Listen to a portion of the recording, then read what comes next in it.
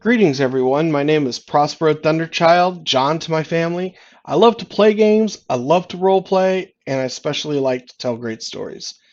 Today's game was a recording of a free game that I hosted, and I very much enjoyed playing with the players I met. I hope everybody enjoys it, and if you do, remember to let YouTube know I'm doing a good job by hitting the like button. And if you want to catch some of my other games and groups, hit subscribe so you can listen in the car, or maybe even if life permits, at home or at work.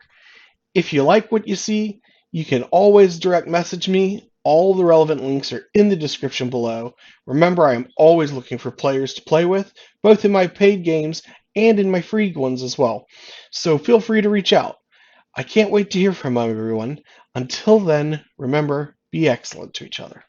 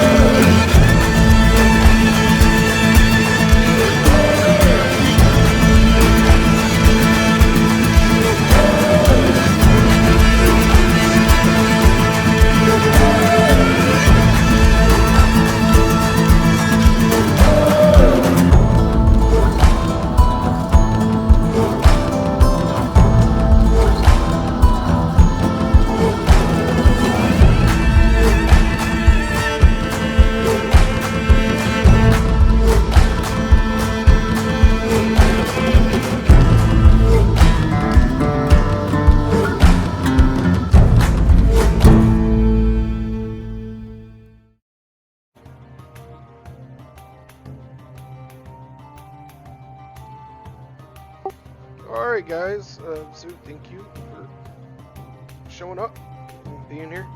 Um, Real quick, do you guys want to all know each other, or do you want me to provide that? Good either way for me. Yeah, I'm cool with either way. Yeah, I'm fine either way. Alright, so we're going to go ahead and say that you guys all knew each other coming in.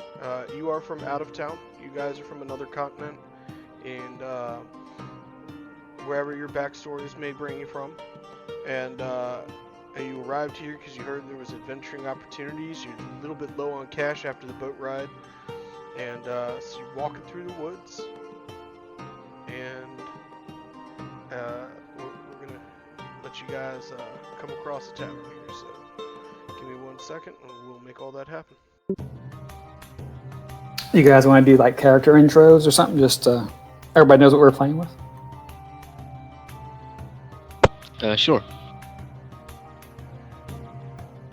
Echo, why don't you start off? Sure. Character is human. The token looks pretty much like he is. He's kind of, dark clad, acrobatic kind of looking. He has a rapier on his side, daggers everywhere else. Introduces himself as Echo. Used to be a mercenary, but some of the jobs are too rough, so now he's more of an adventurer. Okay, so my character is a Tengu sorcerer. He's a noble from like very, very far away, pretty much. And he's just sort of kind of looking for work. I guess he's a dispossessed noble, and my token shows him casting fire, and that is definitely accurate. All right. My character is named Hawks Clement. He's a human spiritualist, Phantom Blade. Basically a psychic magus with clericy spells. Like, he used to be a sailor, but he mainly joins to be a sailor for like adventures and find new places. But he kind of got bored with it, so he traveled to here to try to gain some publicity and fame. And a little bit of fortune. All right, well, there's ample opportunity for that. So, and who knows? Maybe Laguna and Echo. Maybe you met Hawks on the ship ride over, and Hawks was like, "That sounds like a fun life." I'm good with that. All right. Well, so you guys are wandering down the road, and let me tell you a little bit about where we're at. The continent of Aramanthia, while pretty foreign to you guys, you arrived and immediately noticed that the city that you arrived in, you've heard of the city where the sun never sets. Well, you came to the city where the sun never rises. The cities on this continent are bathed in eternal night. There is the drow had risen up from underneath about 100 years prior and completely invaded the continent, and they took all of the cities and using magic, they enchanted the cities to always be nighttime. They left the farmlands on the countryside alone, so long as the farmers pay their taxes, it's that way the drow can run all of the cities on the surface world, on this continent. Being on the outskirts, after leaving the city, you guys were actually able to get back out into the sunlight, and it was actually kind of nice, after being in darkness for so long. And that the empire that is controlling, the drow empire that is controlling both the surface and the underdark, is known as Edenil Empire. Edenil, of course, meaning twilight, so the Twilight Empire. And whenever you're in a major city, the city is always in like twilight, where it's dark and the stars are just coming out. So And the writing is bad. What's that? And the writing is bad. Because haha, Twilight. Oh, okay. You know what? Didn't even catch that. It's like if they all get glitter dust in the sunlight now. So, you're walking through the woods, and after leaving the town that you were in, the sun begins to set, and it's starting to get dark. And you guys begin to approach going through the path in the woods, you notice the light of a building up ahead, possibly even a tavern of some kind. You do see a sign up ahead that says that there is a tavern up ahead, and you can either stop off or continue on. Tavern sounds good to me. Yeah. I I feel like we've been walking a while. Just a general question. Are the drow that run this continent your typical asshole evil drow? Roll a I'm going to say a knowledge local, or you could roll a diplomacy check if you want to maybe ask somebody in the city what they thought of the drow. All right, 9 local. You're not sure. This is a very foreign land to you. Gotcha. You guys hear that? Someone is like on the motorcycle, like doing donuts right outside my house. Fuck. Say. Don't hear it. It's not coming through, so that's good. Yeah.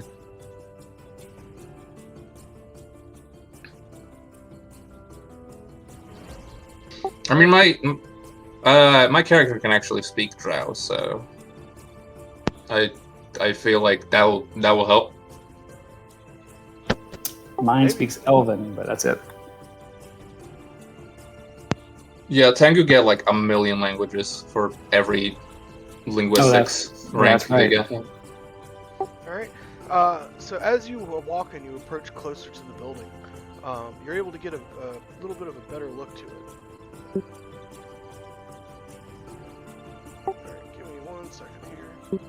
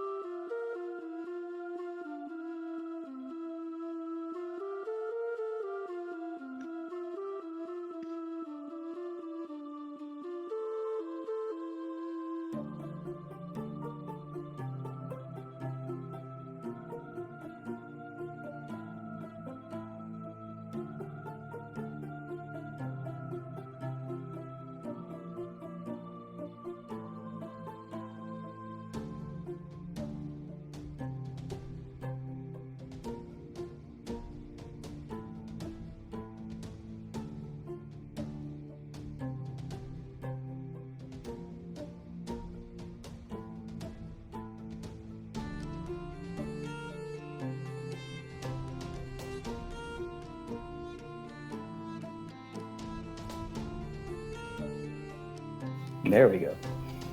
Ah, I can see now. And I am immediately going out of the front. That's fine. You guys can arrange your walking order however you want. Everybody should be able to see now. Yes. Yes. Yeah. Yes. Wonderful, wonderful, wonderful. So you do see the building just around the corner. There is a slight hill incline there, but shouldn't bother you too much. And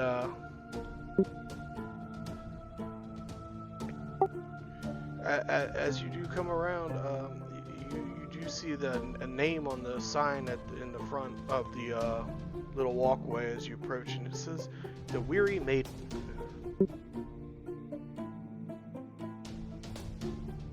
Hmm.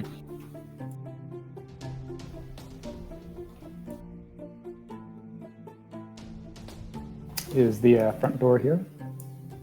So that is the front door. Give me 1 second, and I will open it for you if you want to walk in. I give a backward glance to the companions, see if they're cool with it, and then yeah, open it up. I'm fine. Yeah. I mean, it's a tavern. It's not dangerous at all. If it does get dangerous, we can just teach them a lesson. Right.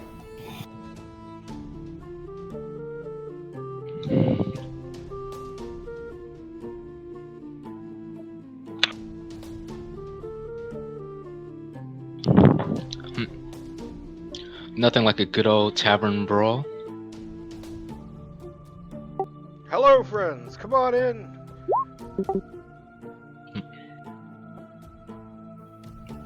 So we'll just sit down at one of the tables for now. Hello, sir. What can I do for you? The cook says as he sees Echo approach the bar. We're looking for food, drink, and some place to sleep. Okay. Let's see what we got here. Niche, gonna pull out the menu.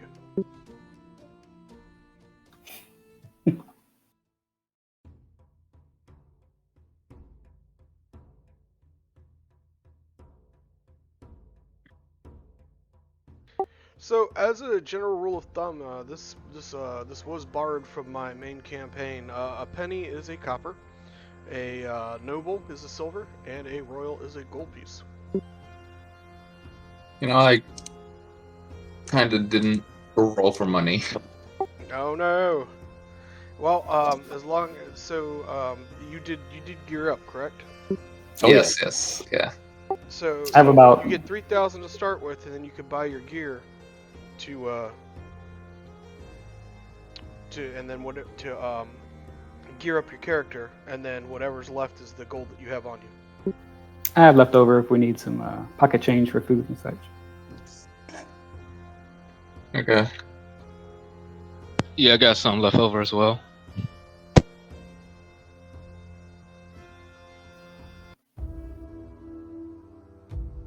Mostly just bought like my a sorcerer kit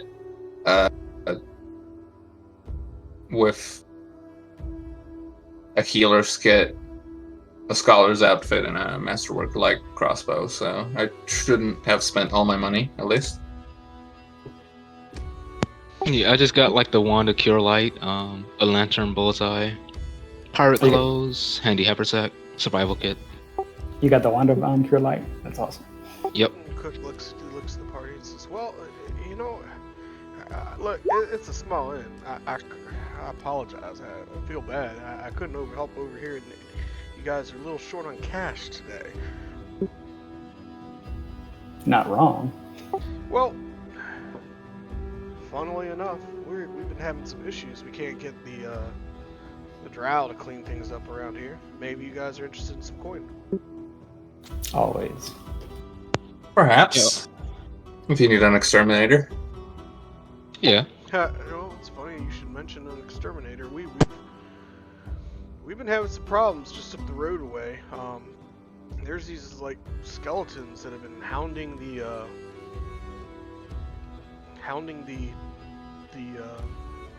logging camp up the road. The drow, they won't come out of the city, and there hasn't really been much help around here since they took over because of that. You said I think we skeletons? could deal with that for you. Okay. Yeah, skeletons, man. It's real weird. So basically, there's the fellas from the town up the road. They come by here on their way to and from the logging camp, and they see, well, ever since the skeletons started showing up, they stopped coming around. They figured they'd go log somewhere else, and that kind of puts me in a bind. I'm not making as much money as I used to. You see where I'm getting at? So if those skeletons and whatever's causing them to appear were to disappear, I'd be forever grateful. If that doesn't seem like your thing, of course you could always head further into town. I'm sure there's plenty of other work that you could also find. Oh, we'd be happy to deal with the skeletons for you. Yeah. And from behind you guys, you hear the young lady call over. She says, "Oh, Cookie." She says, well, "You've been trying to get people to clear that out for a while, and you should tell them that nobody's ever come back." And the cook's like, "Shh." Now we know how the skeletons are proliferating.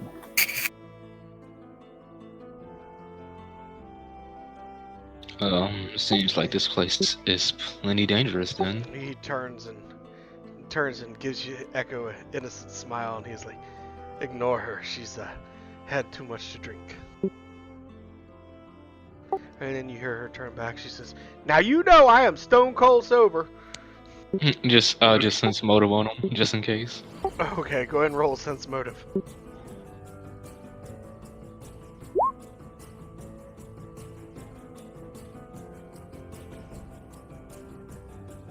Guess it would help 18. if I was on the right screen.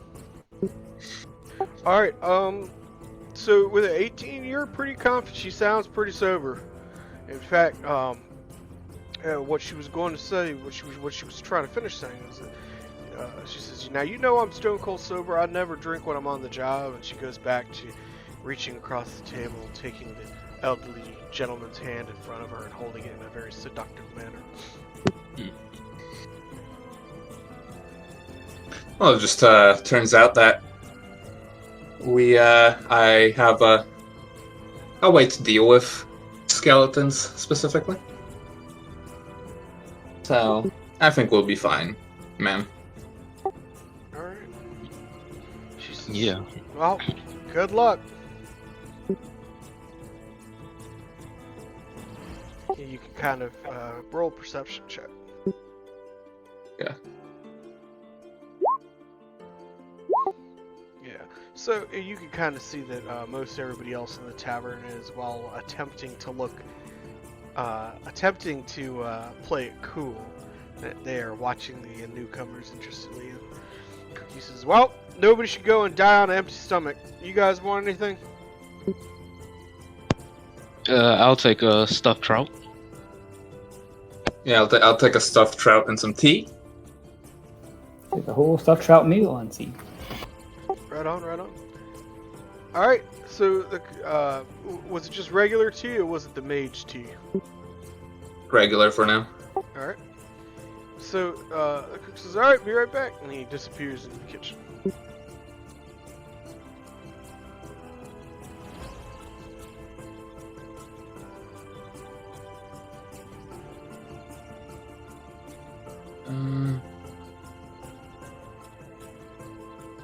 So with the cook gone and the conversation at the bar ended and everybody kind of goes back to minding their own business, and the party has a few seconds to plan.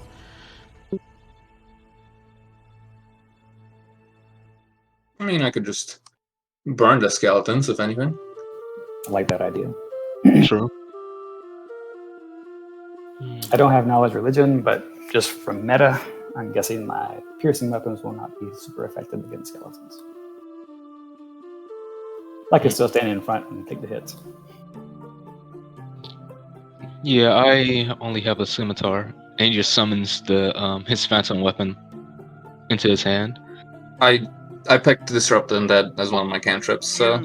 When you summon the weapon, does it just appear, or is there any type of like magical effect, or how does that work? So it kind of just appears.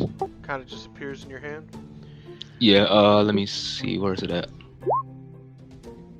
Well, the reason I was asking is because you hear a collective intake of breath. Is when you summon the weapon to show your party members, the remaining 5 people in the room, they all for a second, and then they kind of they eye you warily, but they go back to talking. But you can tell they're keeping an eye on the now armed strangers in the tavern. He just looks around. He's like, "Oh, I guess this is not that type of bar." And then he just like he just harbors it back in his mind. Right on, right on. I actually should add in my when it's harbored, cause I can just basically punch like a monk. Damn. I should play monk at some point. All the combat maneuver things that monks can do can make a battle pretty fun if there's a lot of mooks. I played Swashbuckler a lot in 2nd edition. The Pathfinder Swashbuckler is pretty fun.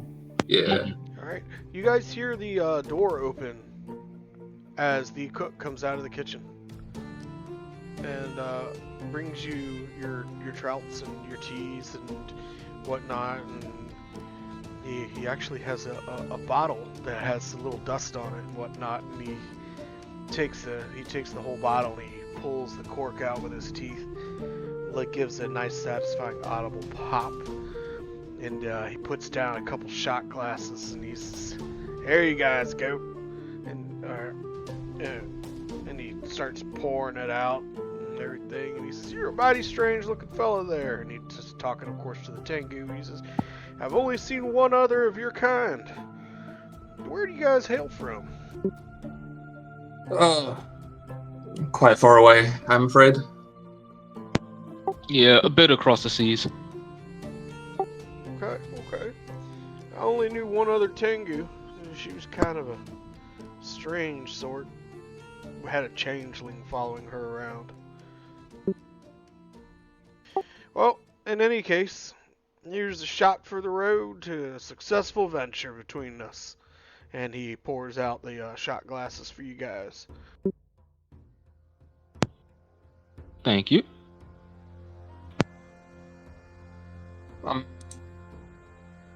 guess my character is just gonna sort of, consider if he really should drink before a potentially dangerous job, but, eventually he does give in, has a drink.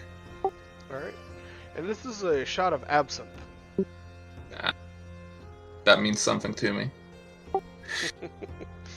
So,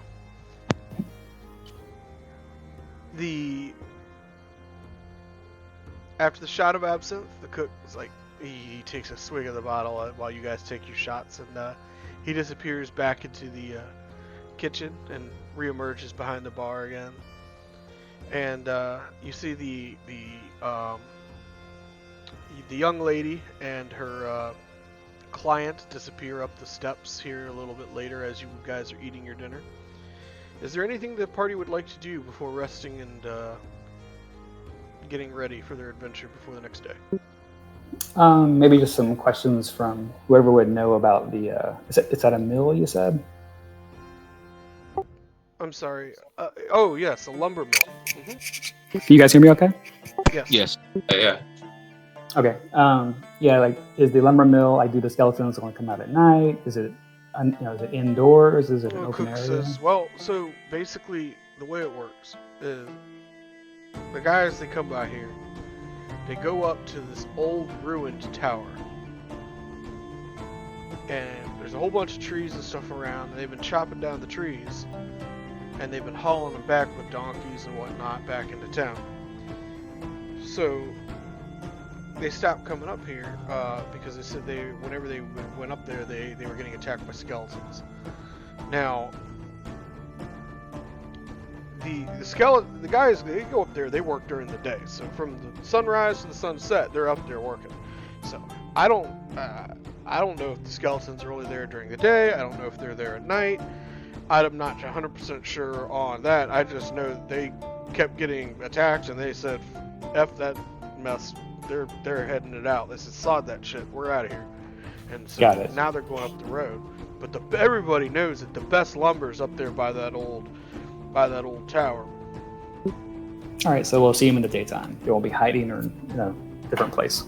Well, they might be hiding. I mean, I'd hide if I knew adventurers were coming to kill me. But Right? Well, it's a good thing that they don't. so,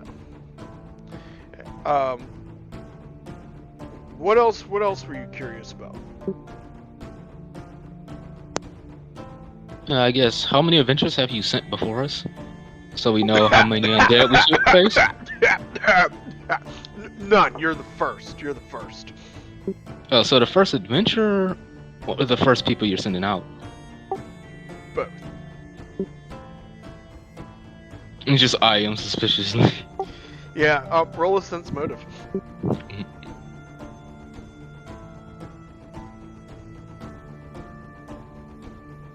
Yeah, you're pretty sure he's full of shit. Yeah, I just take out a book and say, like, just write down, like, expecting many more skeletons than actually stated.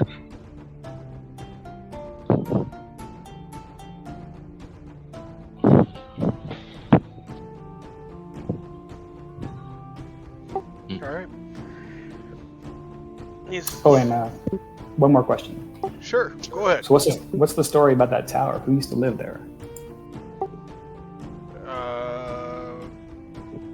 Who used to live there? I don't know, man. It's an old ruin. I don't think anyone's lived there in at least as long as I've been alive. But there's no like legends or tales about that ruin besides the skeletons. Yeah, some old wizard probably had it like a long time ago, but he ain't been around here. We hadn't had Got any it. wizards around here in hundreds of years. The skeleton's only been here for about, I don't know. How long would you say? And the guy over there, he turns around. He says, "Well, at least as long as the I would have to say 2 or 3 harvests, maybe." Thinks about it. Yeah, about 2 or 3 years. The skeletons have been causing problems up there.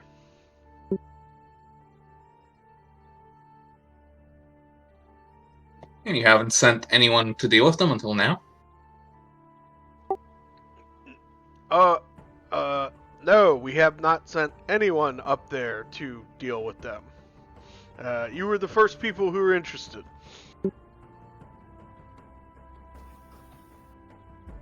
We feel so honored.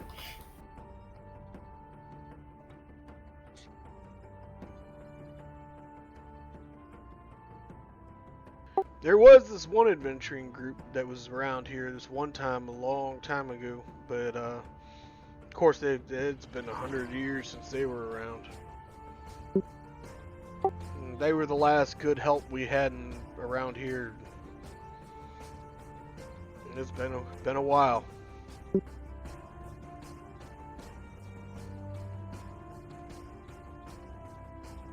They left when the Drow took over. They didn't like the change in government. All right, I'm good to eat, sleep, and go kill skeletons. Yep. Alright.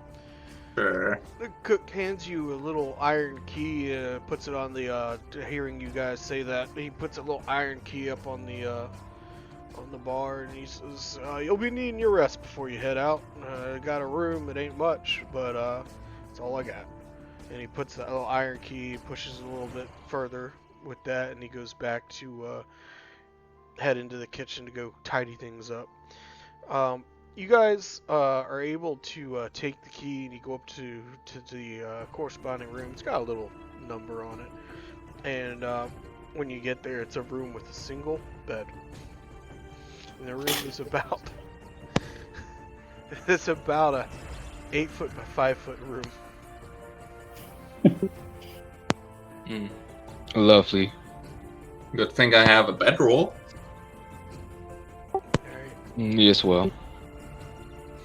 I'm sure the accommodations on that ship weren't exactly spacious and luxurious, so we're used to it. Right on, right on. Alright. So you guys are able to get some rest, and who took the bed and who's taking the floor? I'll take the bedroll. Floor, I suppose. Yeah, I'm taking a bed roll as well. You guys sleep on the floor, I'll take the bed. Who's taking the bed? Echo, though. Right on. Alright. After a night's rest, you get up the following morning, a little bit sore, back cracking a little bit, sleeping on that hard floor. How many bed bugs did I get? I was waiting until the end of the adventure to tell you. I assume that any hotel here is going to have some problems. But yeah, I was waiting until the end of the adventure. But that's okay. It's fine. I can just burn them. You're gonna. I was gonna have you roll the save for it after 24. All right. So, you wake up the next morning, and after stopping by Cookie, you come down the stairs, and Cookie's got 3 biscuits with a slice of some salted pork on it, and hands it to each of y'all and says, "Good luck. Be good. Be safe. Don't do anything I wouldn't do." All right, let's head out. Well, at least that means lying to the skeletons isn't off the table. Alright. Oh, by the way, before you guys leave, did you need directions? You'll probably appreciate it. You just head down this road. You come out here, you make a right on the road, you head down the road about a mile. There'll be a little path that takes you up the hillside into the woods. Okay. Alright, well, I'll see you when you get back. And I'll have a, how does and he kind of waves you in close to the bar real quick, and he says, how does 200 gold sound? Sounds good, I suppose. Okay. Alrighty. Well, happy adventures. And he goes back to cleaning. Don't tell anybody I have that kind of money lying around. They'll rob me. No comment. Alright.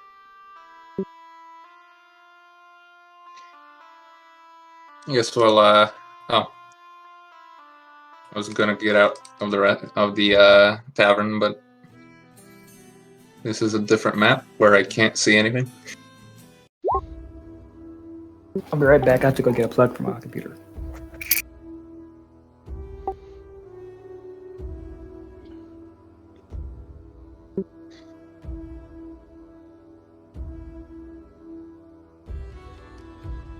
Sorry about that.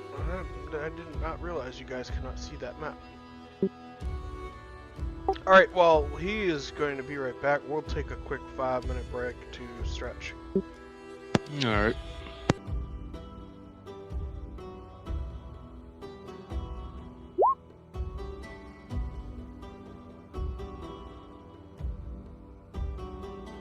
Alright, so the party, after leaving the tavern, the Weary Maiden, heads on up the road, and uh-oh, that's not good.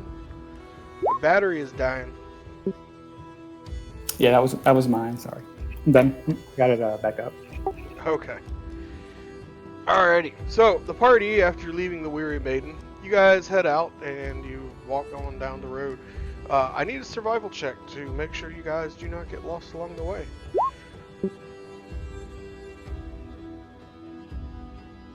19 for Echo. Nice. I'm not even gonna bother then. Okay. You know, this forest is foreign to me. All right, if that's the bar I gotta cross, then. Oh shit! All right. So, Hawks, you're pretty sure that that's not the right path that Laguna and Echo are trying to go down. But after a brief conversation, discussion, you know, they're like, no, it's this way, it's this way. So, you know, you guys are able to make your way to the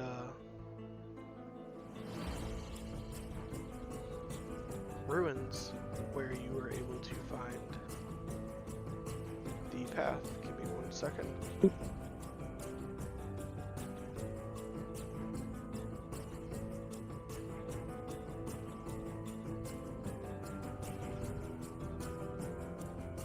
And you can adjust your walking order however you wish. I would love to, but I can't see anything. Oh my goodness. Hold on a second.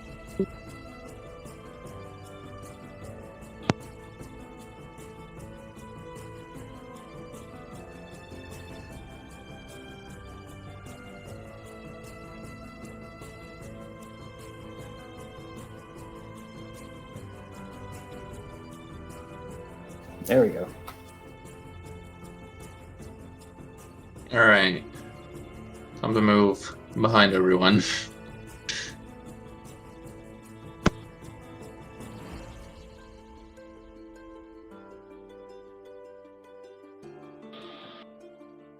Alright, we're gonna hold up right there for just a second.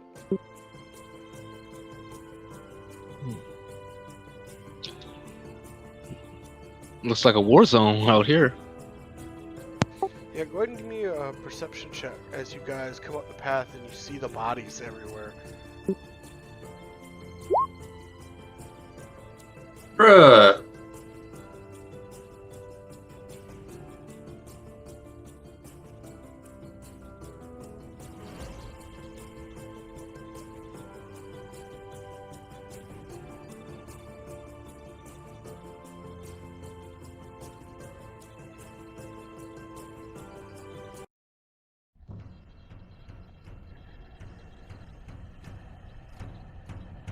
Alright, so, you were able to see movement in some of the trees, or behind the trees. You see some movement over here, and some movement over here, and as you peer a little bit closer, everybody who rolled a 15 or higher, which is everybody, is able to make out skeletons moving from behind the trees, and give me 1 second to reveal them.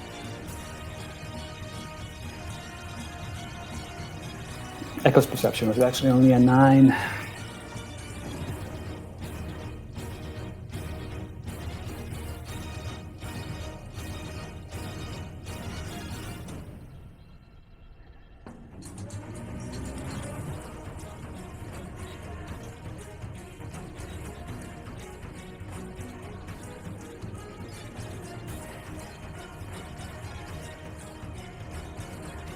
Alright. Give me 1 second, we're gonna roll some initiative. Okay.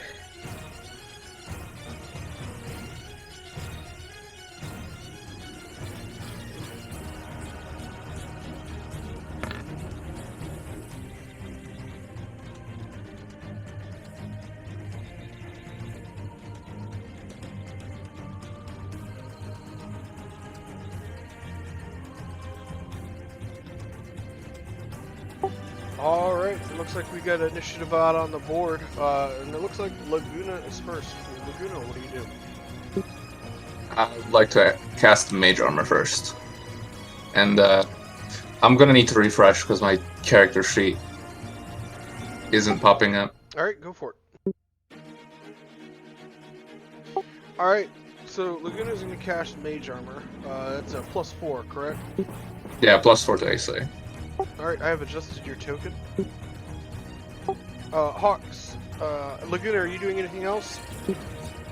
No, not really. All right, Hawks, go ahead. It's your turn. Alright. I will. Here, I'll just summon my scimitar as a swift action and then use chill touch. Wait, hold on, let me see. Am I in range? No, I'm not in range. I can't chill touch.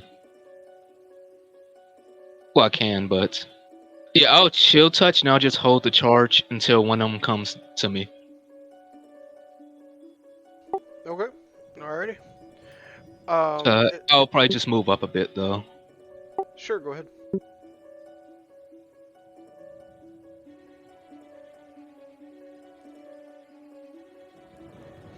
So, 5-foot step is a free action. Does that put you in range? What? No, I can't chill touch at range. It's a touch. It's just a touch, so I'm holding it until these guys come close, I got you. and then I'm gonna like spell strike with it. Sounds like a plan. Echo, what are you doing? All right. Can I see this guy right here from where I'm standing? I believe you can, yes. You rolled Okay. a very high perception. All right. So I'll take a 5-foot step. 1, 2, 3, 4, 5, 6, and I'll throw 2 daggers at him. Dagger. Just for the record. Jay, how come your mom lets you have 2 daggers? What? Okay. Let's use quick draw and fling them out. Yikes. Does an 11 or a 10 hit their flat-footed AC? Assuming they're flat-footed, they might have already been surprise rounds.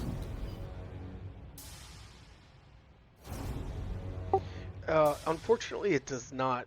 Yeah. Being that he's partially behind the tree, the daggers bounce off some of the branches, unfortunately, and fall harmlessly to the ground. The No. skeleton gives a little hiss. He goes, ah! I quick draw my rapier and get ready for the next round. That is all. Alright. Well, let's take a look at these skeletons that I brought. My minions. And it looks like 30 feet. Okay.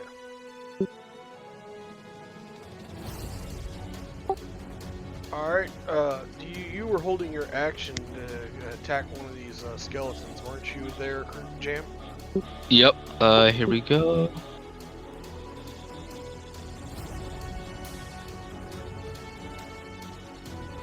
And then with chill touch, they don't take damage from it, but they have to make a wisdom save.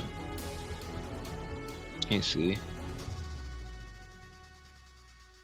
Yeah, it must make a will save or flee, as if it's panicked.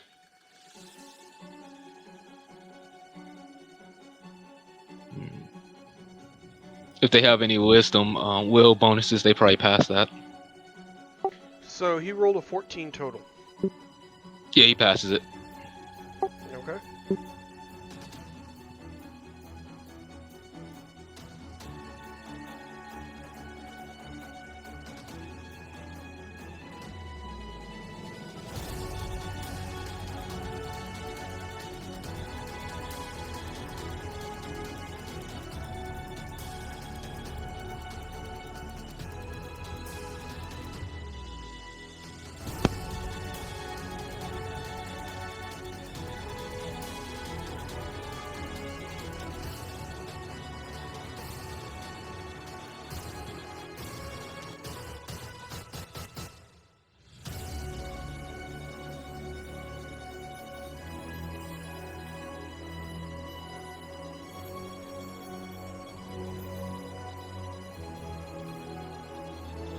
Alrighty.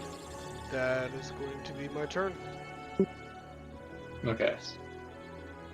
I guess in that case, I am going to cast Disrupt Undead on this cool guy.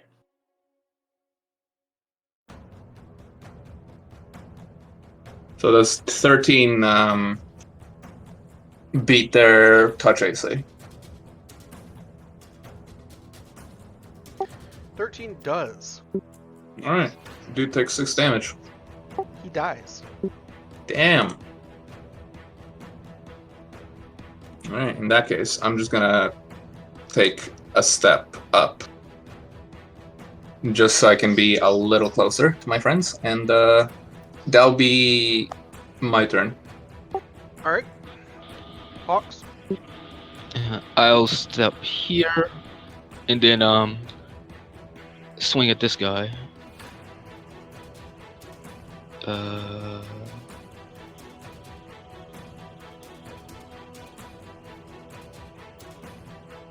And he has to give me a will save because of chill touch.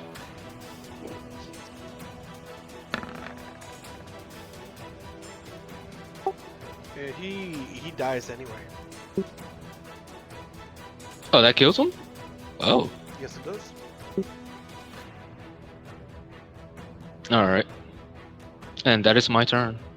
I got one more use left. Alright, Echo, it's your turn. All right, Echo will move up to this fellow and take a stab with the rapier.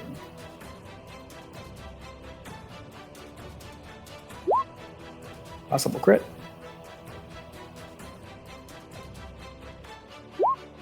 I don't think I 10 confirmed. But 10 damage. That's okay because the 10 damage was enough to slam. Nice. So he falls to the ground dead.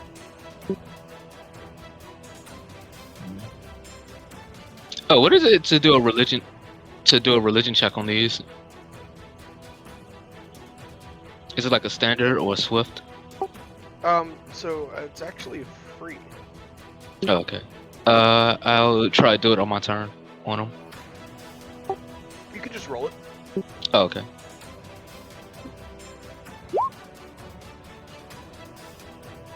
Okay. And what were you trying to find out? Like anything in particular about these undead? Like probably just like more like weaknesses and stuff. Alright. So these skeletons seem they're very old, they're very brittle, and the magics that are holding them together are they're fading, to say, which is why they're makes you think why they're so weak.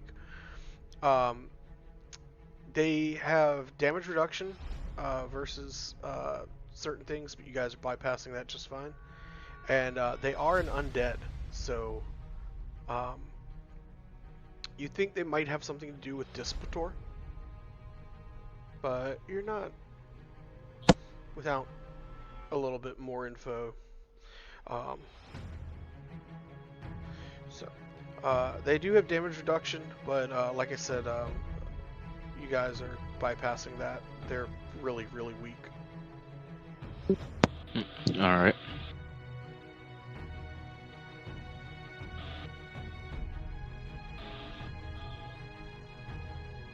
Alright, does that, let's see here, Echo, does that ended your turn, correct? Yes, sir. Okay, so this skeleton's gonna move up to right here and make a swing at Hawks.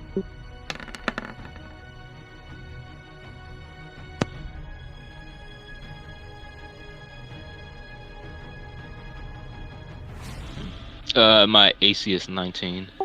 Okay, so that's gonna miss.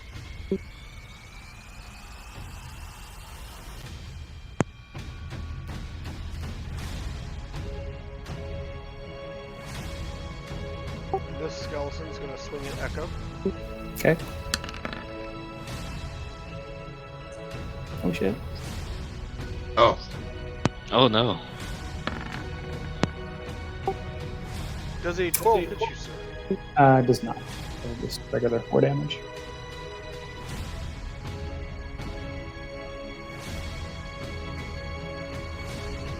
Alright.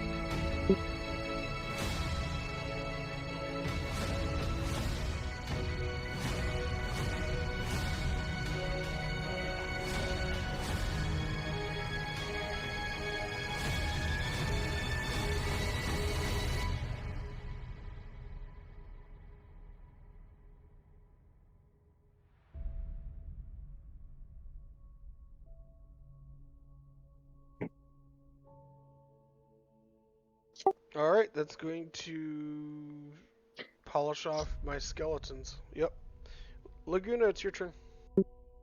All right, I'm basically just do the same thing I did last turn and disrupt undead on the one next to Hawks. So the one next to Hawks takes 2 damage. Since I assume 21 is enough to beat its touch AC. Yep.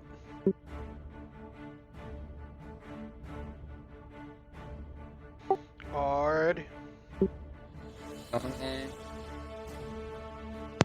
Thank you. I'll just stay where I am for now. So that'll be everything I'll do this turn. Sure thing. Hawks, go ahead.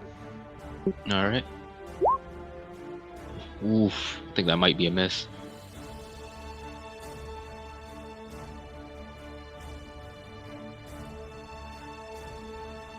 Yeah, so I just swing on my cutlass, and that'll be it.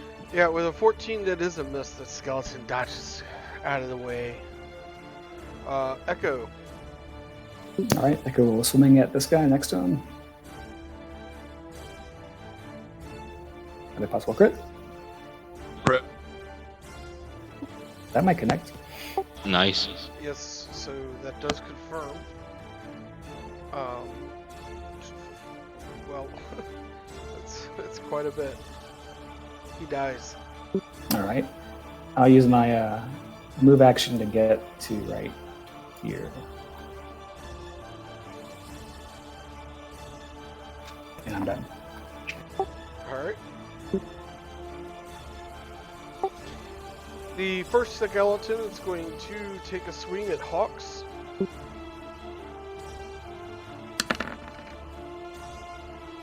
And that's going to miss. The second one's going to swing at Echo.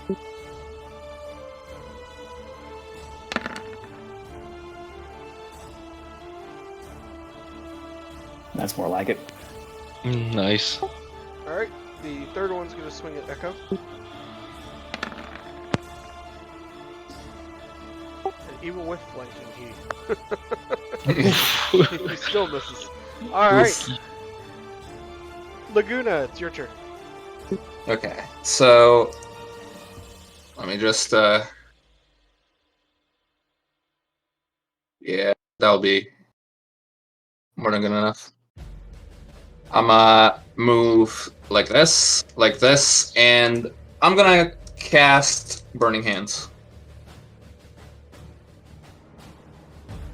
on essentially like this these squares. So it hits those 2 skeletons, and they have to both roll reflex for half damage.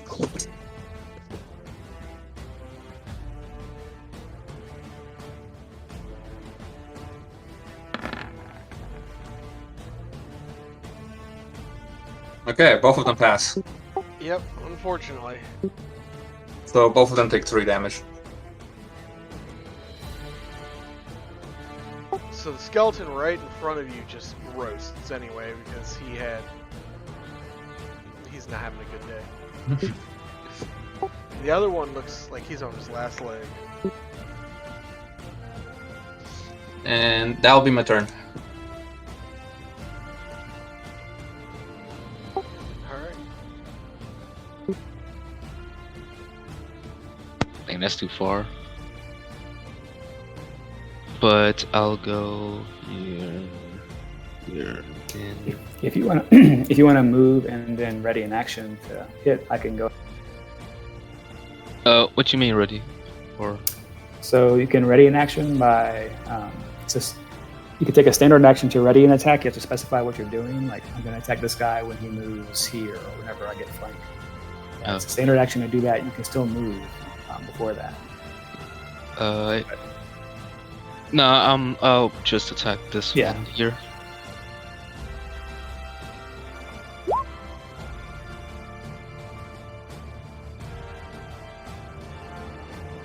I think that one's done. You guys You think? you guys do not like skeletons. Nope. Alright. So I that forgot to skeleton mention. gets crushed. I'm sorry. Go ahead. I forgot to mention I'm a follower of Serenray, so these skeletons were done the moment I saw them. Right on. All right. So with the skeletons down, Hawks. Does that end your turn? Yeah, that ends my turn. Okay, Echo. There's one skeleton left. All right. Echo will 5 foot over and take a rapier swing. Only 5 damage.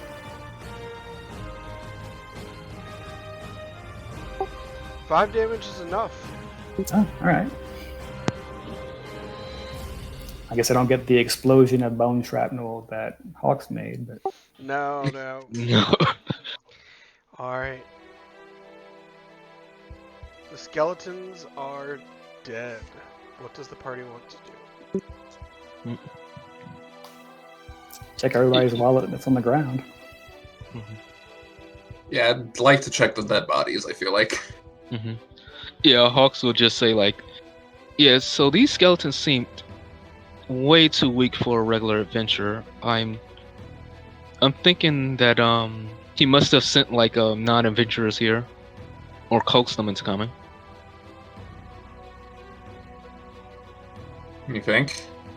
Yes, these things seem to be like deteriorating like pretty fast. Well, for a while.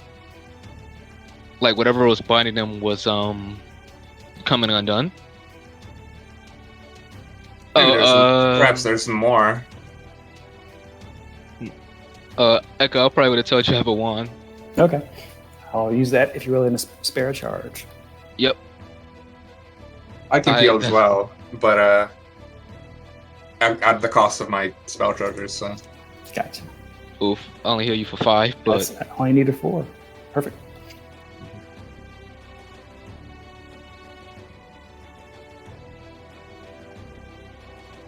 I was going to buy a wand, but my UMD was too shaky to really rely on it. yeah, I just took this just in case, so I won't have to use like my entire slot for cure spells. Now, the low levels getting a wand to cure light's fantastic. Now, a lot more economical.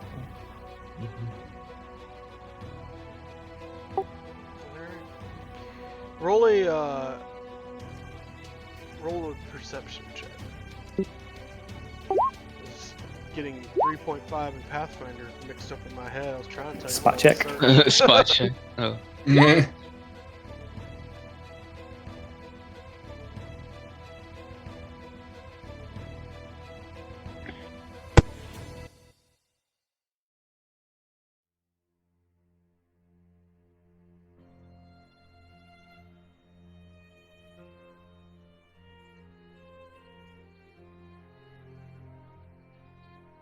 Alright, you managed to acquire roughly about 149 gold pieces from all the dead bodies. That's all right. Alright. So, I guess I'll let Echo and Hawks take 50 and I'll take 49. Meh. Oh, thank you. I wanna look at them, see like how do they look like they were like well equipped or just like newbie adventurers? Okay, so there are some armored adventurers there, and then there are some like townspeople looking like workers. So just judging by what you could see around you, there's 2 that are pretty decently armored. One that looks like he might have been a rogue. He's got like leather armor, maybe a little wooden buckler. But the rest look like they were at one time workers. Yeah, I have a feeling that there are more skeletons than we just thought here. Yes. It must be something else at work here. I don't see adventurers falling for these skeletons that easily, unless they were like solo. Yeah, they might have been overwhelmed, and maybe there's bones around for the ones they did drop. Yeah. They probably could have got snuck up on as well. though we should be careful about it.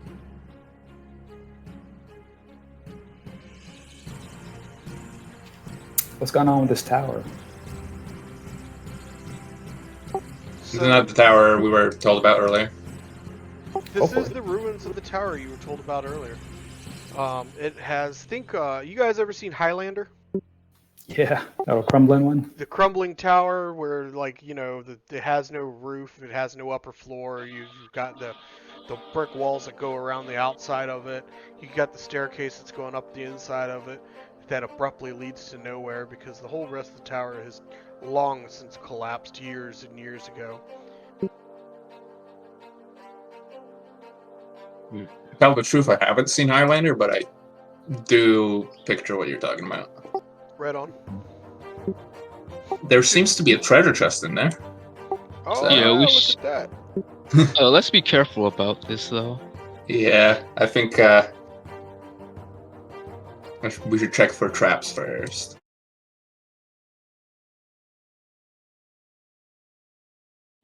Ladies and gentlemen, thank you very much for sticking with us. If you are enjoying the game, please hit the like button and let YouTube know. That way you could help a struggling dungeon master, game master, or just gamer guy who's getting started. I really like playing games, especially tabletop RPGs. So if you are looking for something to watch or listen to, feel free to subscribe. You can catch all of my future games as I post them. Also, I am trying to raise some money for the Blackbeard Crew Incorporated. It is a not-for-profit charity group in Hampton, Virginia. There is a link to their page in the description below. Help bring history alive as we teach all ages of people what life was like in the 17th and 18th centuries. As we go back to the game, I ask that you remember I am human. I do not have every rule memorized, so if I mess something up, please be kind. I hope that everybody can leave some sort of comment or in the comments below. I want to know what you thought of my video, what could be improved. But also, if you liked it, I want to hear about the things that you liked, the things that you really enjoyed. So, we're going to get back to the game. Let's just all remember, be excellent to each other.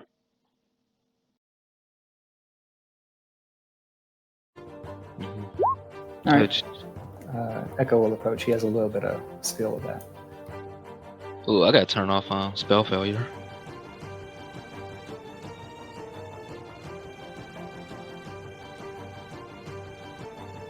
Echo You're will, probably in this area over here. yeah, Echo will look for a trap. Alright, so Echo, you're checking for traps, right? Yeah, And 16. Hawks, you're using detect magic. Yes.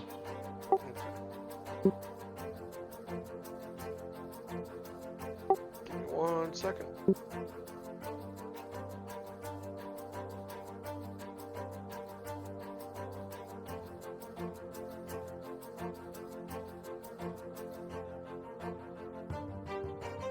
Alright. So, Hawk, as you are detecting magic, you can detect that there is some sort of illusion going on with the chest. And Hawks, you do not spot any traps.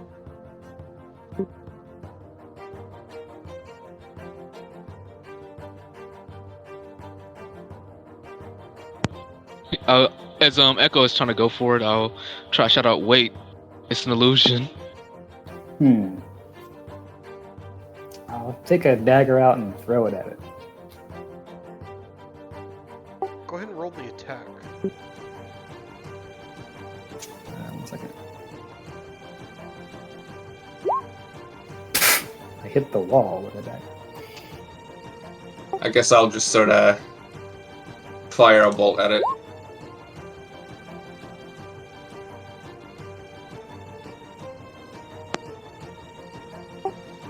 The bolt sticks into the side of the chest with an audible thunk of the bolt hitting wood. And as it does, the lid of the chest opens and reveals Teefs. Ah. I see how it is. Yeah, a pirate's life is never easy, my friend. And obviously enraged that it was just shot, the mimic Like, roars in anger as glistening tentacles come like out of it, and the sharp teeth elongate. And we will roll a fresh initiative. Give me 1 second. I can be angry no matter what. Yeah, we ruined his meal. I know he was about to have himself an Echo sandwich. Yep. Then he would get the bed bugs too. Just kind of start using it offensively. Oh my gosh. Weaponized bed bugs. So just a simple summon swarm. Alright guys, go ahead and give me a fresh initiative. Oh shit! I It's okay. I rolled 16. I will so- I will fix it. Go ahead and hit your initiative again. Okay. So you get on the board. I rolled a 5.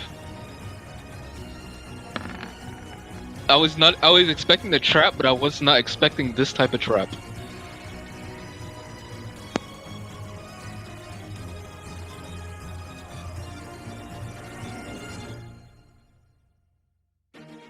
Yeah, it's one of. I like it because it's a stereotypical thing.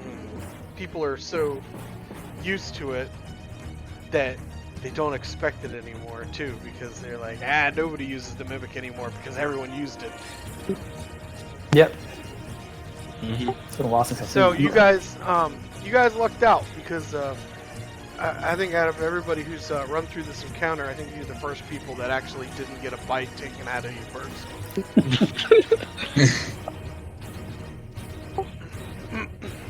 Had people I've been playing with for years, I've never used a mimic on them, and so they kind of didn't expect it because they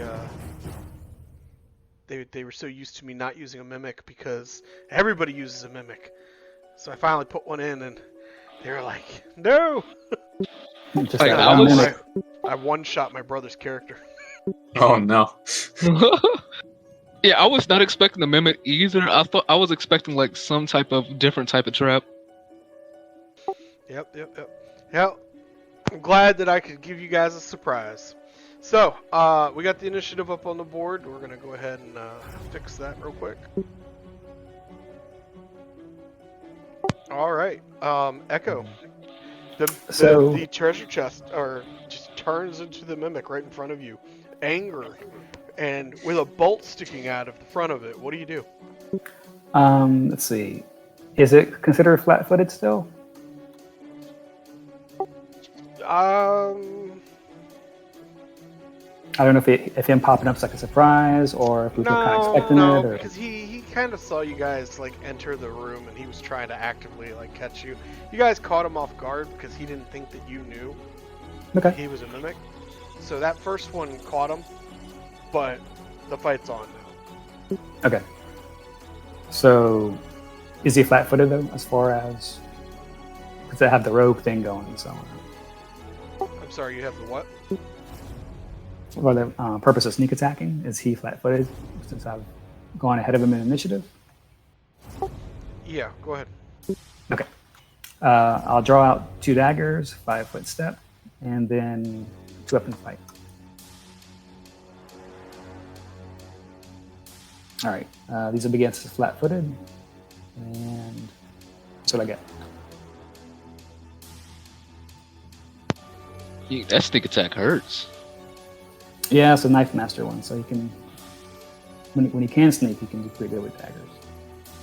I need a DC reflex saving throw for you. Okay. 17. A 17 is just enough. As you try to withdraw the daggers, you realize this mimic is covered in adhesive. Yeah. And you almost were not able to pull your weapon free. Your weapon tried to stick to this mimic, but you did manage to make that damage. Okay. As a free action, I'll drop my daggers and quit drawing my rapier for the next round. Okay. And Yeah, I'm done. what was your damage total, sir? Was it 5? Well, did the first? So the first one was an attack roll of 17 versus flat-footed, and the next was 13 versus flat-footed. I see. So we're looking at 22 total. Yeah, if they both hit. Good lord. Yeah, I have so I maximize the third level thing with accomplished sneak attacker, 2 levels of fighter, 1 rogue, and a knife master. So I can sneak attack with daggers. It's pretty good. All right, Laguna, it's your turn. Okay. Let me just yeah, I'm gonna move in a little closer, and I'm gonna cast Grease, actually. So I would like to grease up around this area.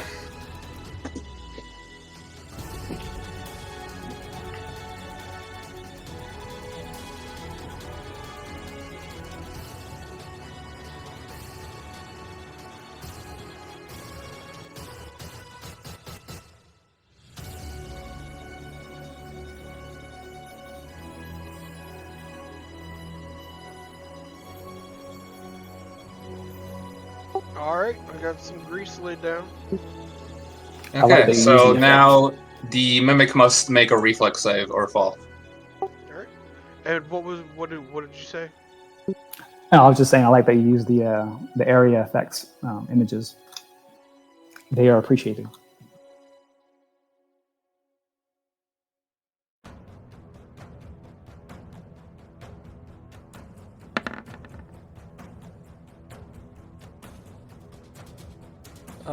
Let me see. So he rolled a total of 19. Okay, that's more than enough to beat the DC. All right. Does that end your turn? Yeah.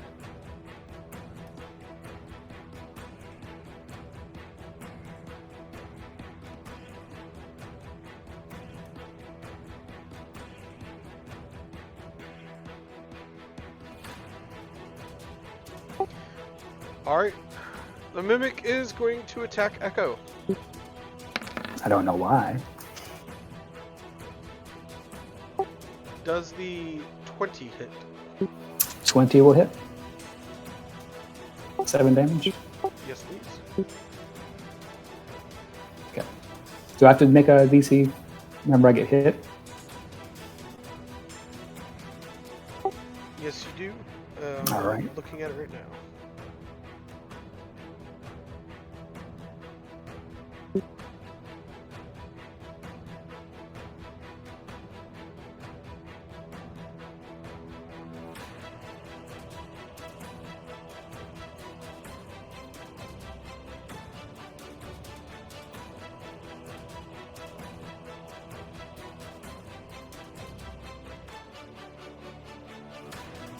Alright, so it says that an adhesive-covered mimic automatically grapples any creature it hits with its slam attack, so you are considered grappled now.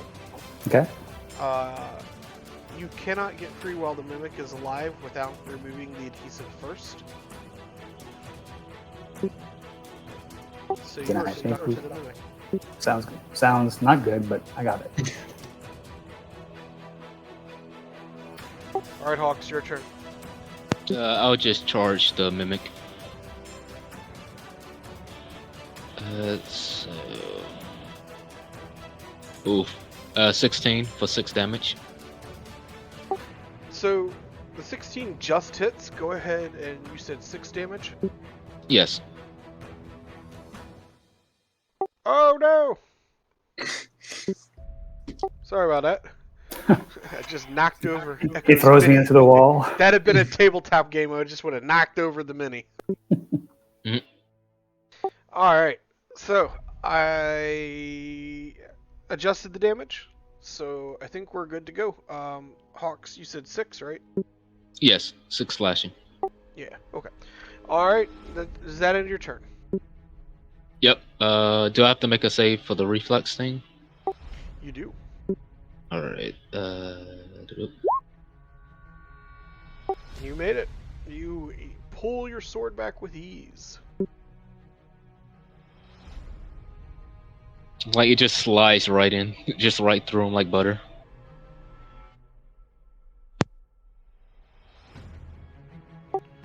All right. I believe it's Laguna's turn. Yes.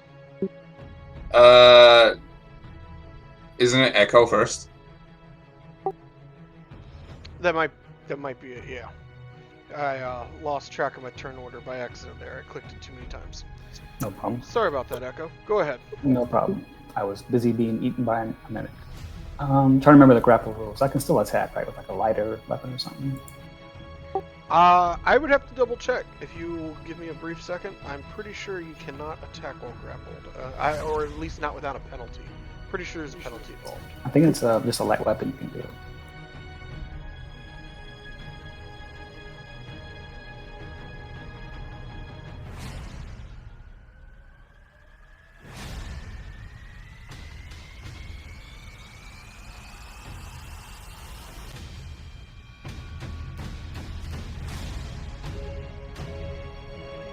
Alright, a grappled creature is restrained by a creature trap effect. You cannot move. You take a -4 penalty to Dex.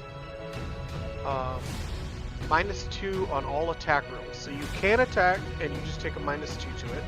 And then any combat maneuver checks to try and break free, you take a penalty to that as well. Okay. But I think the -2 could be wrong. It doesn't matter. I'll have my rapier out. I can still do with the one-handed weapon, so I'll attack with that. Yep. For 16, well, -2, so it'll be a 14 for 12 damage. Sadly, the 14 does not hit. All right. Yep. Does that end your turn? That does. All right, Laguna, your turn. All right, time to cast Acid Splash on the mimic. So if 18 beats its touch AC, it takes 3 damage.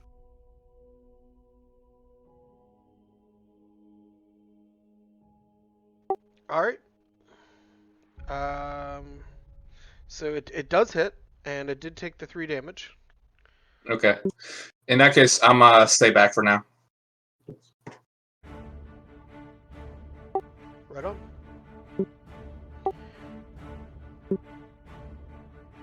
on. So you did. I apologize. The mimic is actually immune to acid damage, so the acid had no effect.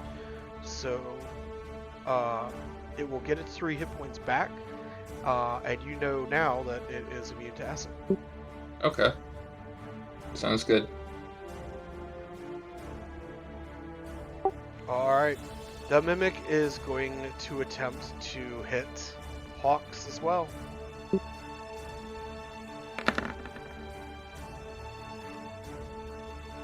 Ooh, that hits. Ow. Alright, you are considered grappled as well.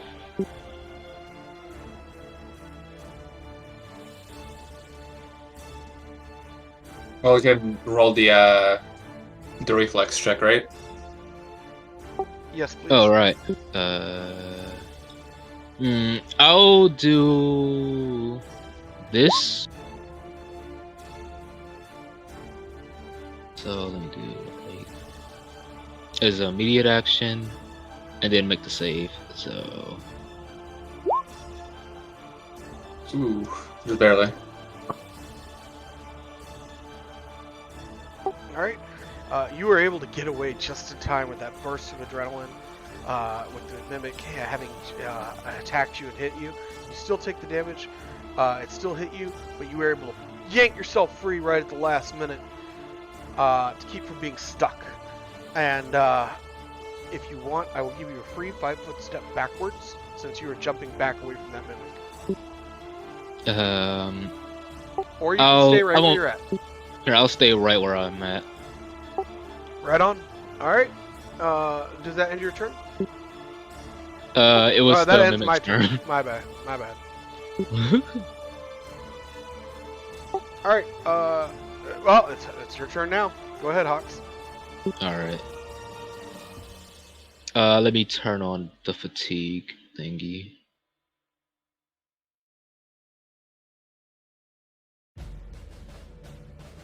I'll then make an cutlass attack at it. Oof. Yeah. So having to deal with all that mimickiness and all that adhesiveness and the attacks, it caught you, a little off guard. And you're still reeling from that a little bit, and your next attack was a little off center and just misses the mimic. But Yeah. it's okay. We'll recover next round. I'll take a 5-foot step back. Okay. Like I'll drop the ghost touch weapon and draw a short bow. Wait, no, I'll keep the short bow for right now. I mean, I'll keep my sword out for right now. I'm not gonna drop it. So I'll just take a 5-foot step and end my turn. All right. Sounds good. Echo, I believe you're next. Yep, I keep on trying to stick it. There we go. Nice. Nah. But I should do 12 damage to it, hopefully.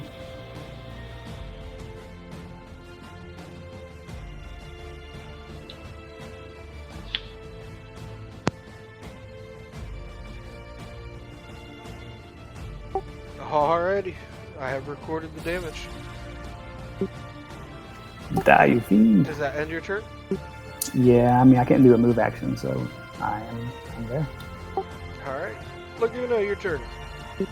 Okay, so first I'm gonna move over here, and because of my Phoenix Sorcerer bloodline, I'm going to cast Burning Hands on Hawks and Echo, so around like this area. However, I'm gonna make it so I instead heal them instead of damaging them, so they both heal 5 HP. Nice. Nice. I actually have another thing too. Let me pull it up. Doo-doo.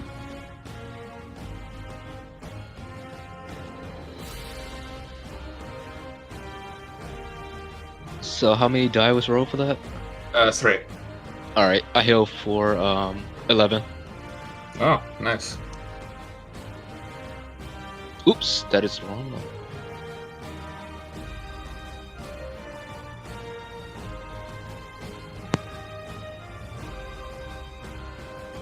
Pretty cool.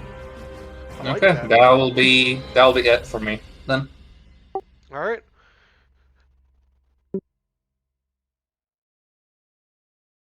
Excuse me. Alrighty. That ends your turn. Oh goody, it's the Mimic's turn. The Mimic is going to attack Echo.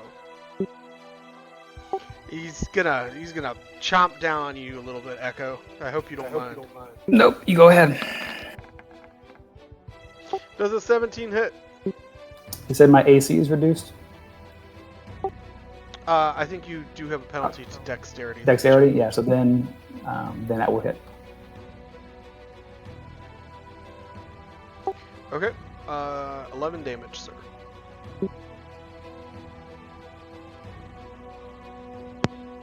Alright, Hawks, your turn. Step and slice.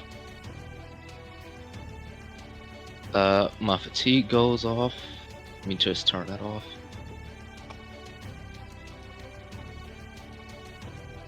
And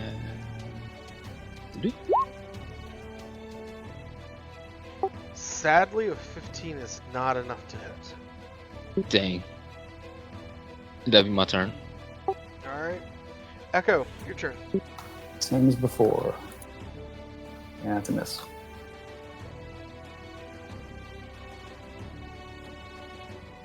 Is that it? That's all I got. Okay, Laguna, your turn. Okay, since Acid Splash didn't work, I'm gonna try Ray of Frost instead. and miss completely.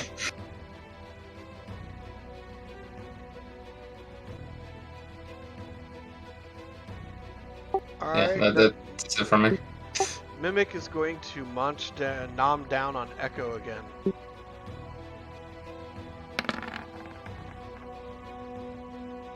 Yep. Oof. Ow. Look at the little grim. That's going to end the Mimic's turn. I think we need to end the mimic. Yeah. I'll try to strike it. Seriously? Again? Yeah. Bruh. Yeah, I'll guess- move. I'll I- use my move action to pull out the wand to cure light wounds. Alright. I was about to say, I guess the Mimic gets himself his Echo sandwich.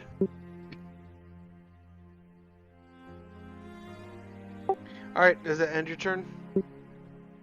Yeah, that's in my turn. Alright, Echo, your turn. All right. Nope.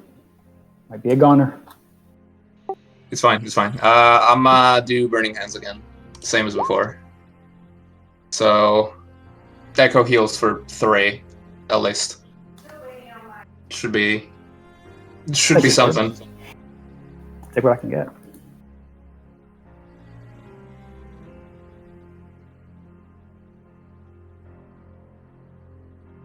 So that will be it for my turn.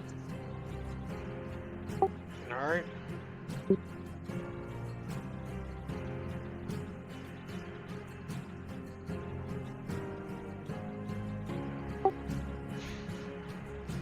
The dice gods love you. The Mimic attacks hawks. So I have a roller here on my phone, and I was rolling 1 and 2 to see which one it was attacking, and it rolled for hawks. I guess the flavor of Echo is good at first, but then it fades. Oof, miss. All right, hawks, it's your turn. All right.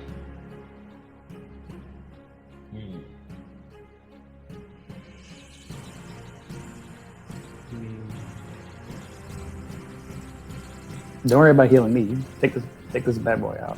All right, I'll attack it then. Man, I am rolling terrible. All right, Echo. All right. There we go. Finally. Nice.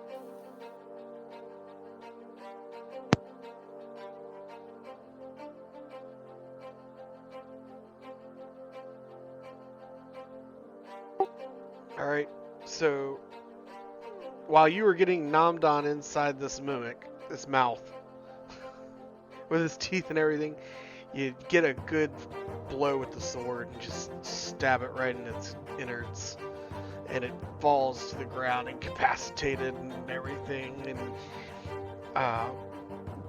thrashing around and whatnot. And you are actually ejected off the mimic and out of its mouth.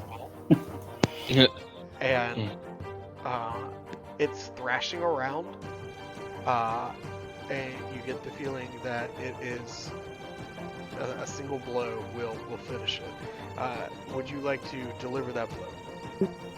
Please. By all means. There you go. Nice, a crit too. Oh, Yeah. Let's go. When it You doesn't matter, I get the crit. Yeah, you walk right over there and just put the sword right above it. Echo Just goes smack over the and pommel sits down. down. And finish it, and it just falls to the ground dead. Go ahead. No, I was just saying. After that, I sit down and just collapse for a bit. Here, I'll just use the wand to cure light wounds on you. Thank you, sir. Anybody got an orange wedge or something? I'll just use. Let me see. Did it? I'll take as many more as you want. I'm down roughly a third. I'll use one more. So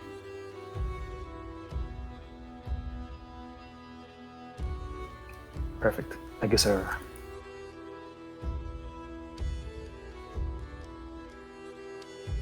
okay, that was one tough mimic. It was definitely tougher than those skeletons. They usually don't have adhesive. What type of mimic is this? I'll be right back. I'm gonna take a quick bio break. All right, let's go ahead and call a quick bio break for everybody. We will resume in about 5-10 minutes. Okay.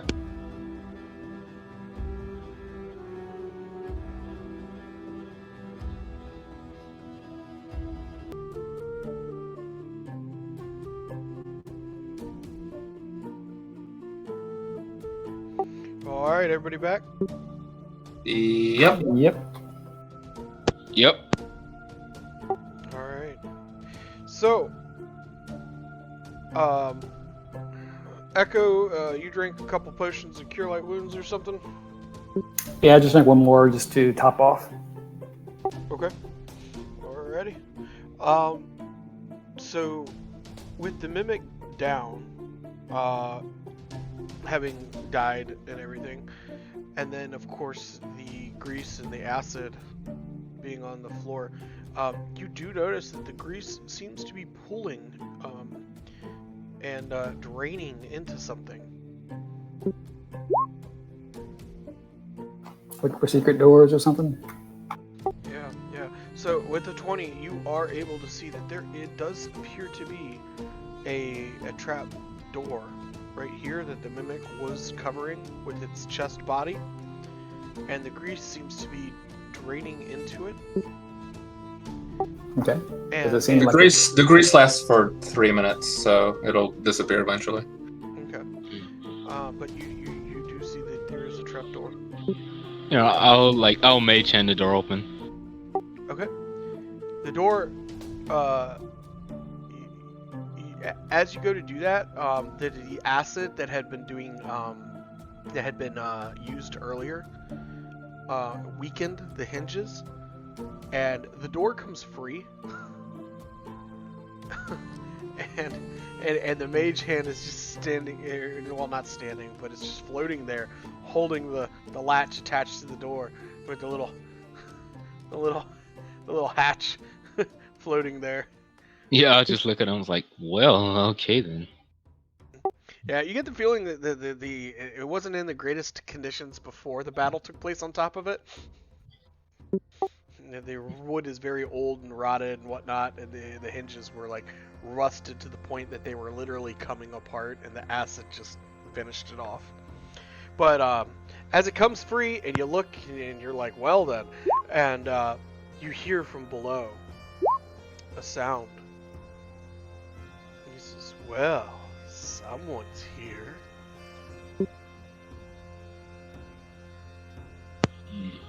somebody throw a fireball down there? Anybody got a rock? Got a dead mimic.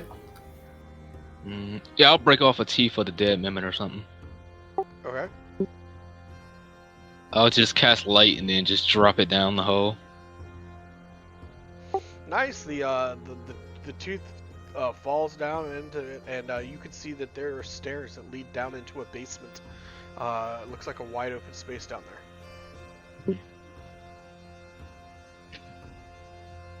Alright, let us proceed with caution. Any of you guys good with seeing in the dark? I have low light vision. I have sunrods and torches. You just Yeah. cast a light spell on a tooth and dropped it down there, and it's pretty well lit now. Okay. I mean, I do have a lantern though, just in case. I can cast light as well. So Yeah, I was just asking just in case somebody wanted to like, if somebody's able to sneak down there without a light source. I can sneak, but I need light. Mhm. Or at least minimal light. Yeah. Well, are you guys ready to head down? I'm ready. I'm ready. What is the marching order? Echo's fine in front, but if Hawks wants to lead, that's cool too. I mean, I'll go in the front then. I'll just pick up that tooth and put it into my lantern. 'Cause I I'll forgot go in the back, I guess. Yeah, I'll pick up the tooth I put down and put it in my lantern because I forgot to bring oil. Set the lantern on fire. I have torches, if anything.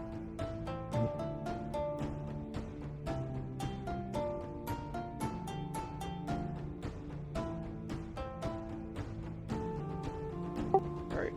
So you guys head on down and we will jump to that map. Let's just jump into it. Yeah, just jump right on in.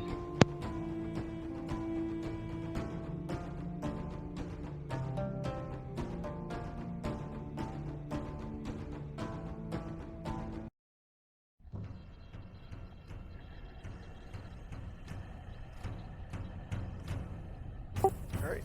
And we're gonna go ahead and do a fresh initiative roll. Ooh. I guess we were interrupting a banquet of some sort? Of doom.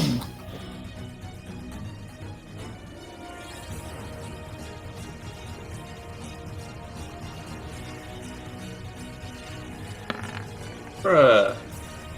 How am I rolling so consistently better than the rogue? I guess it's because I have improved initiative, but That helps. Yeah, that does help.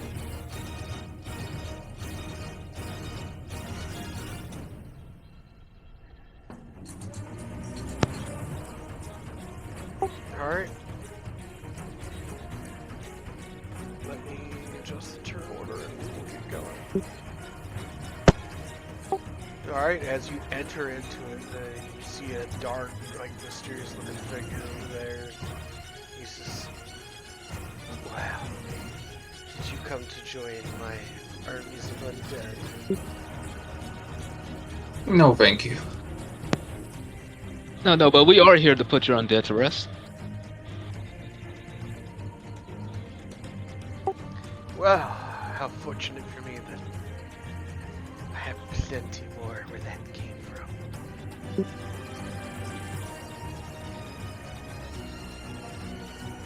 Alright, and Laguna, you got the highest initiative, so you can go first. Alright, this skeleton that's closest to me, disrupt undead. Does 12 beat its touch, I say?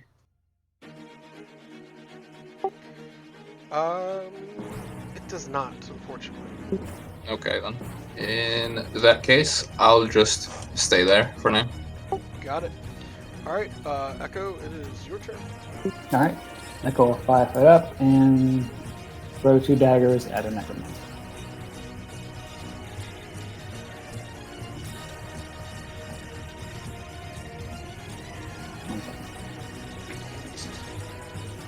Alright, I don't think a 9 hits, but hopefully a 25 hits. Well, not 20. So.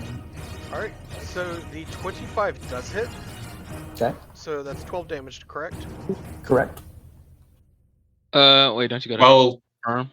yeah, more? you gotta roll crit confirm, right? Yep. Get that extra damage in? Let's see. 1 second. Where's my? It's not going to be a whole lot of damage because it's mostly sneak attack damage. In this. Oh yeah, I forgot sneak attack doesn't multiply on a crit. So it'll be another 4 damage if a 20 confirms. The 20 does confirm, so you're going to hit for a total 16 damage, correct? Correct. And then I will draw my rapier. Done. Oh, you might want to fix your bottom of your equation thing because it's doing a D3 for the attack roll too. No, it's a silver dagger. Oh, So wait, does silver daggers have less die or something? you do 1 point less damage with a silver weapon. So I just made let's make the macro 1d3. That way it's not a negative or something. It's always minimum 1 damage. Oh, okay. So Alright. thank you for thinking that. Echo, does that end your turn? Yes, sir. Okay. Alright. The Necromancer is going to be like, ah, as he gets hit, and he's going to move back.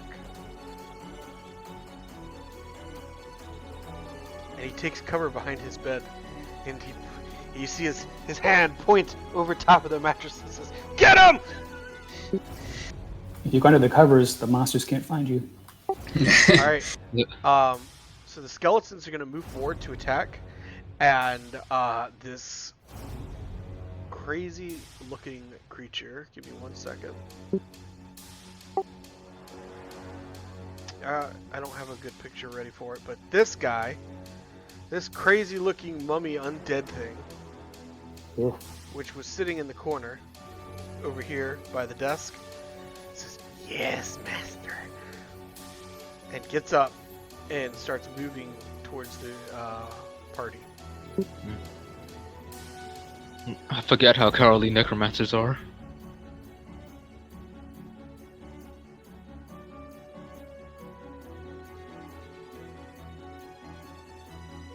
Alright, and this skeleton's going to attack Hawks.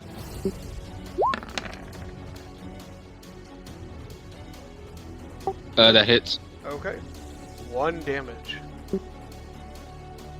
Alright, the other skeleton's gonna move in and attack Echo. Yep.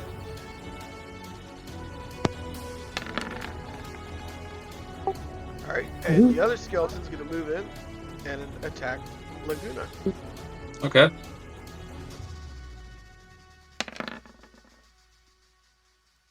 That's a miss.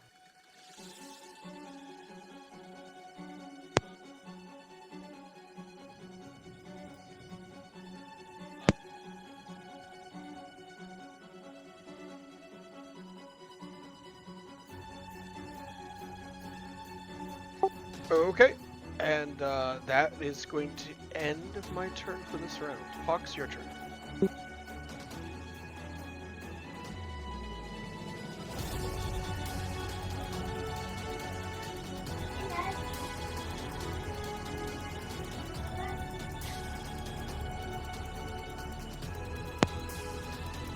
And -2 on these 2 attacks, so...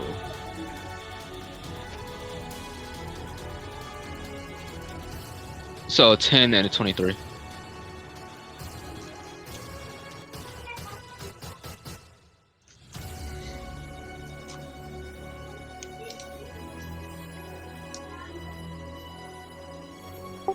Okay, the 23 hits, for sure, the 10 does not.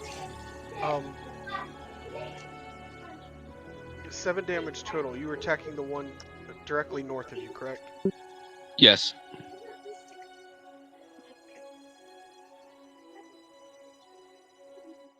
Alright, he dies. Nice. Alright.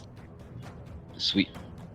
I Step right here. apologize. I know we just took a break. I need a minute. I need to go. It's alright. I need to go take meds because I'm having an issue. Alright, cool, No cool. problem. It's cool, dude.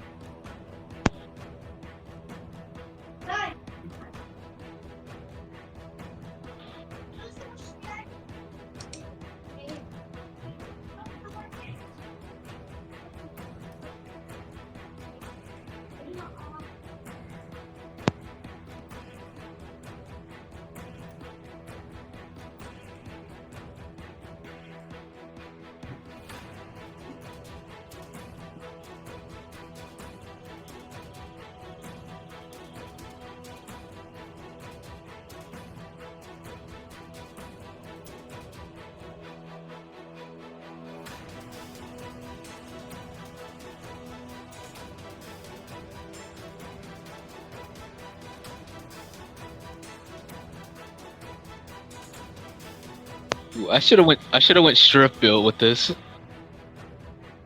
Should have what? I should have went strength build because with the phantom blade, there's not really a limit on what your phantom weapon can be. So you could have gone like 2-handed battle axe or something. Yeah, I could have went a battle axe 2-handed. I could have went a great sword. A lesson learned for next time. Nice. You know, I plan on offering these pretty regularly, so you can always switch it up next time you play. Yeah, I don't know what I might play next. Alright, thank you for your patience. Sorry about that. Let's see, that was Hawk's turn. Hawk, your turn is over now, correct? Yes. Okay, Laguna, it is your turn. Go ahead. Okay, I'm a 5-foot step down here. And as a swift action, I'm going to use Immolation. Nice. And I'm gonna try to peck the skeleton right in front of me.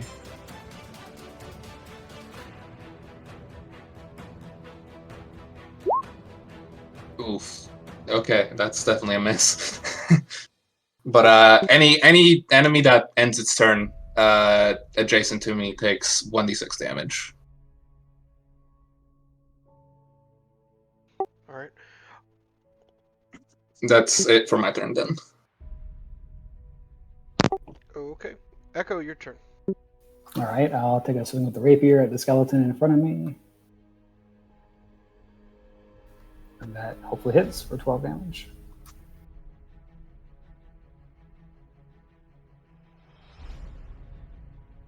Oh, that thing is gone. And I'll 5-foot jump. All right. That end your turn? Yes, sir. Alrighty. Let's see here. What can I do?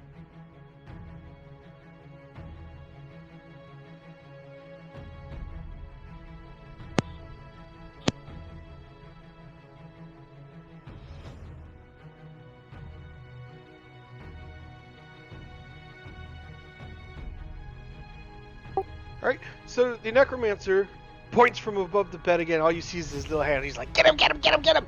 And the skeleton is going to move in and attack Hawks. And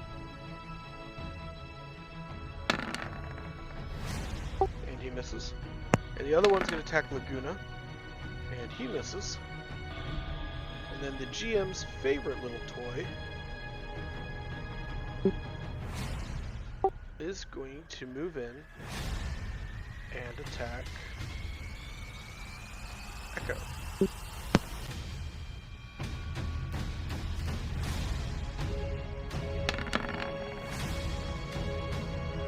Echo does a 17 hit. Just misses. Okay. And he will make his second attack. Can they move and do 2 attacks? Yes. Okay. Ooh. Pounce? The 18 will hit. Alright. It's going to hit for 7.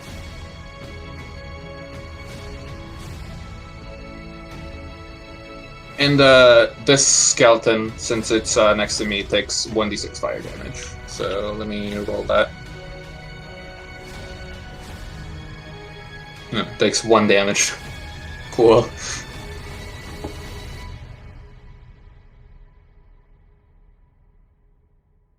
Alright. We should have set you on fire and put you in the middle. Yeah, but that shit could hurt you as well. No, I mean in the middle of the skeletons. Oh my god, he's a walking fireball. I'll try to spell combat this with Arcane Mark again.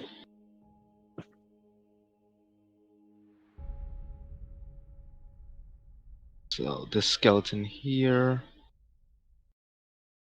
19 for 8 slashing. He dies.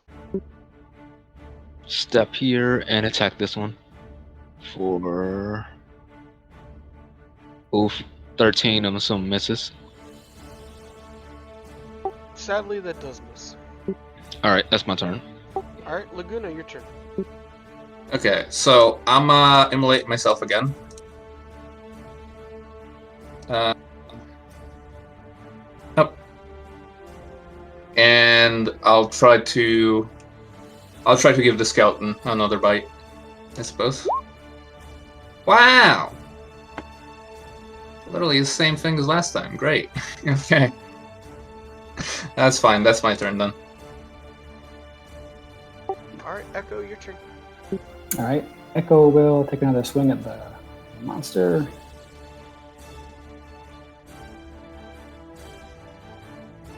There we go. Another one. Try to confirm. 8 damage, hopefully. Alright, and I also need a reflex saving throw from you. All right.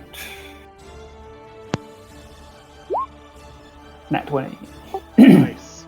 And I'll 5 foot back, trying to get eventually some flanking against this thing. I missed what you said. Can you please repeat? I move 5 foot back, and that's it. Just trying to get some flanking at some point. Okay.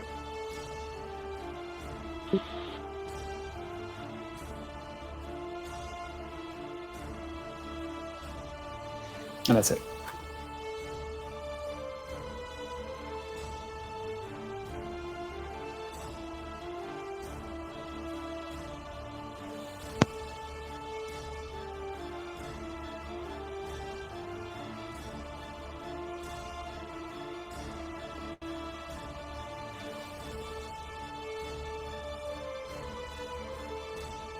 Alright, give me 1 second. I'm fixing something.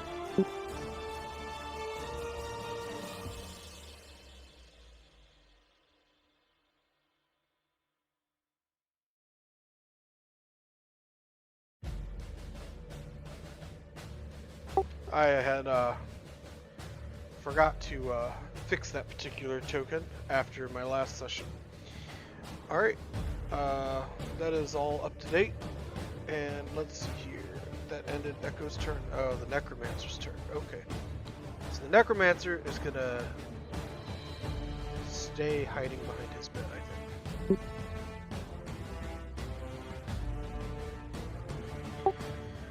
The GM's most favoritist monster is going to move to right here and attack Echo.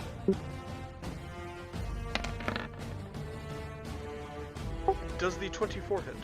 Absolutely. Alright, 5 damage. Okay. Alright, and the skeleton is going to take a 5 foot step back because he forgot to last round. He doesn't want to get burned anymore. And he will attack Hawks. Does the 16 hit? 16 misses. Okay. Hawks, it's your turn. Alright, let's see. I will cast Shield Touch for right now. So I will do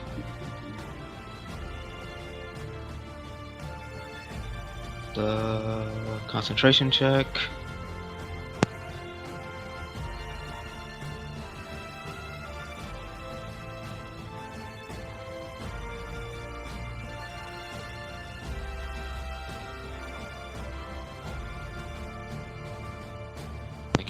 Let me check.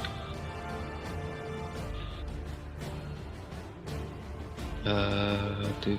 Oh, I can. I'll just take another attack of op from this guy. Yeah, I'll just take 2 attacks of op to get flanking. Nice.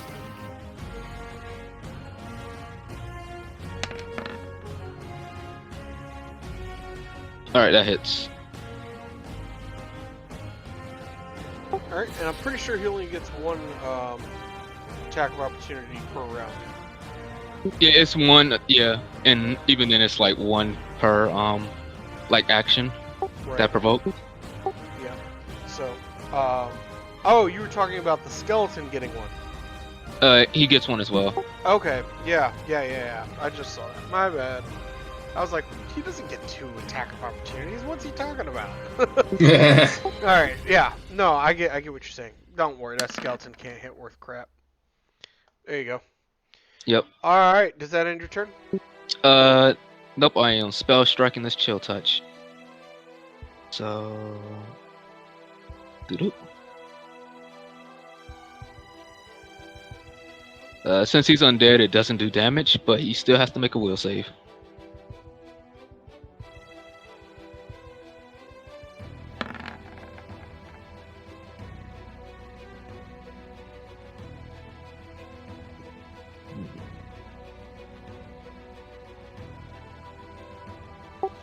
He got an 18 for his will save. Alright, he passes. Okay. And then I am unfamiliar. Oh, it was chill touch? Yes, chill touch.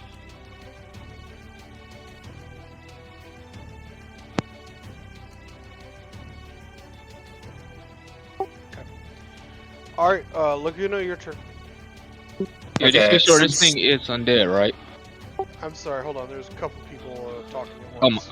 my bad. I was just gonna say, just be sure this thing is undead, right? Like this cynical monster. it's a mummy, so obviously yes. Okay. It is considered a monstrous humanoid. Oh. Well, in that case, he did not need to make a will save. It would just be an extra d6 of damage. All right, go ahead and roll the damage.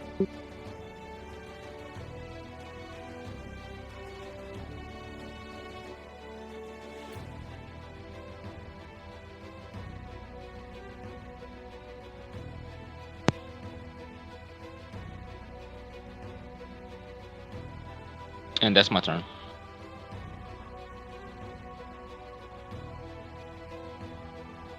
Okay, so since this skeleton is still alive, I'm gonna try to disrupt undead. Does 15 beat his touch AC? It does. Okay, it takes 4 damage, and He dies.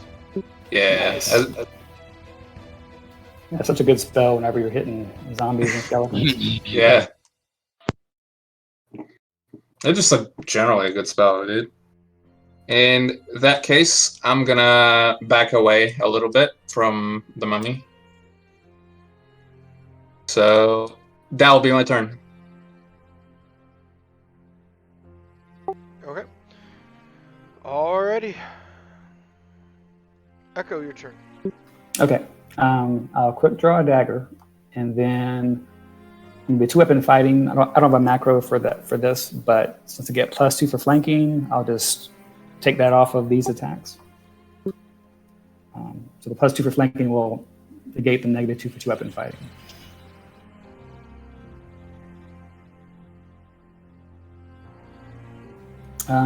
Shoot, I'm supposed to have sneak attack damage to it. Does a 20 hit? The 20 does hit. With another 5 sneak on the rapier. And then the dagger. 12 does not hit, correct? The 12 does not. Okay, so then, yeah, 10 damage altogether with the rapier hit.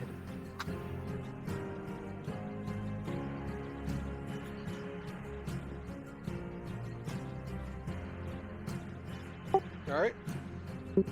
And that's it.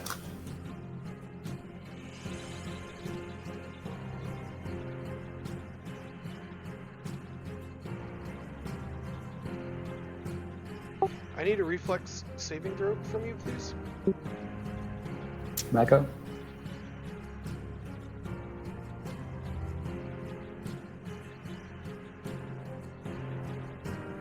Oof, it's an 8.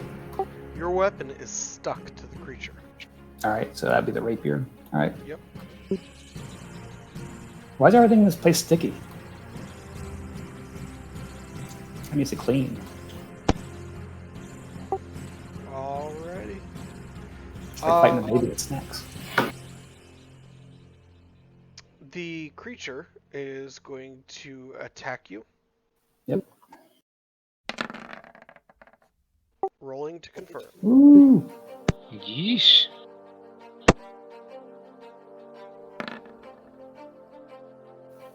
Wow. Oh, nice. Double ends of the spectrum there, just saying. So, what, 6 damage?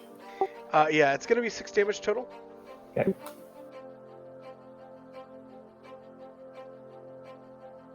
Alright.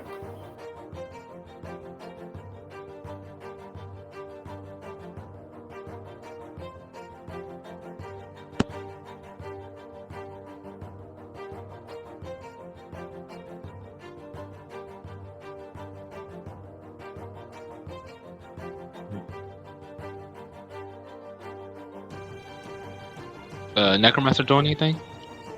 He is. I'm looking right now.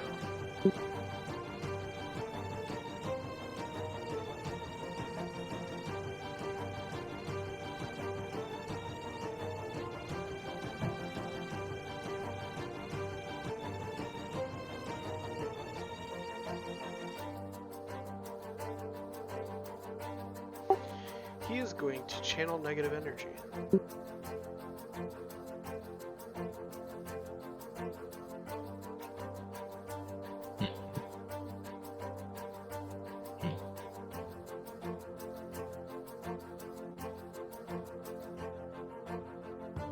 As soon as I can get the spell up.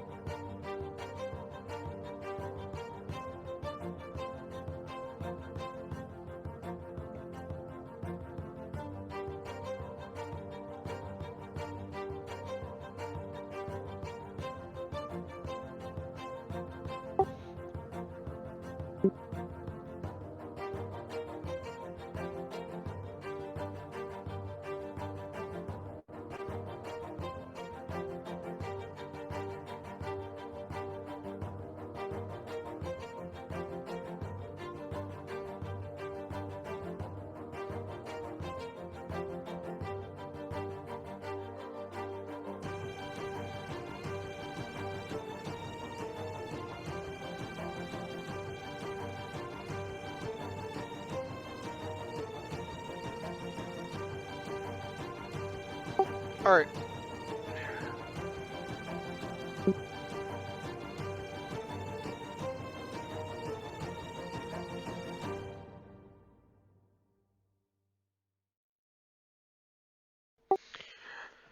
I can't get it to work, and to keep the game going, I'm just not even going to deal with it. So, Necromancer's going to move.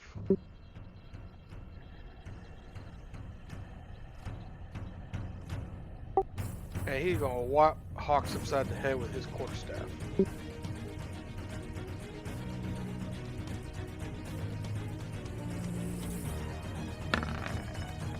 I'm assuming that 11 misses. Yes, that 11 misses.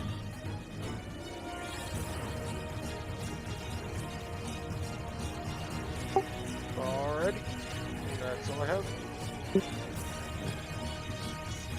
Do color strike against the mummy.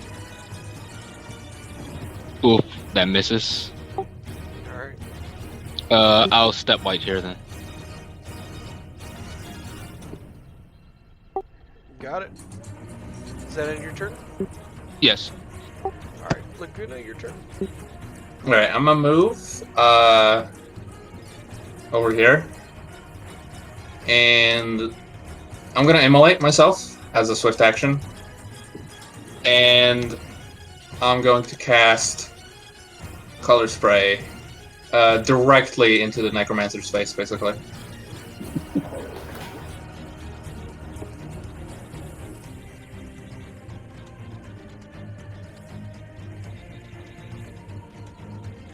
So depending on how many hit dice he has, it's a different effect, basically.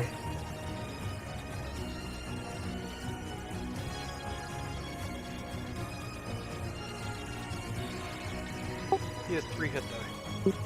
Okay. So let me see. Go ahead and roll d4 for me. Okay. Ooh. Alright. Okay. Yeah. Now he has to roll a will save basically to negate it.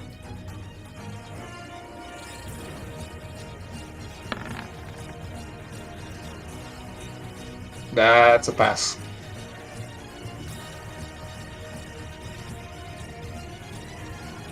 Alright. So yeah, that ends my turn. It doesn't do anything if he passes the check. So you go to cast the color spray, and he pulls out a mirror at the last second, and then shines it off in a random direction. All right, Sad. Echo, your turn. All right. Echo will quick draw a second dagger to replace the rapier, 5-foot step, and full attack.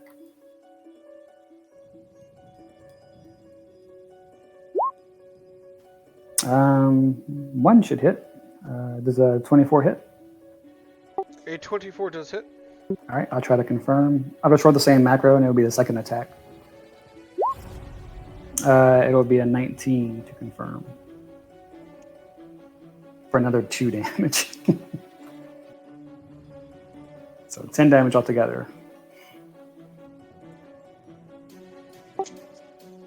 Okay, I need you to slash roll a d20 for me.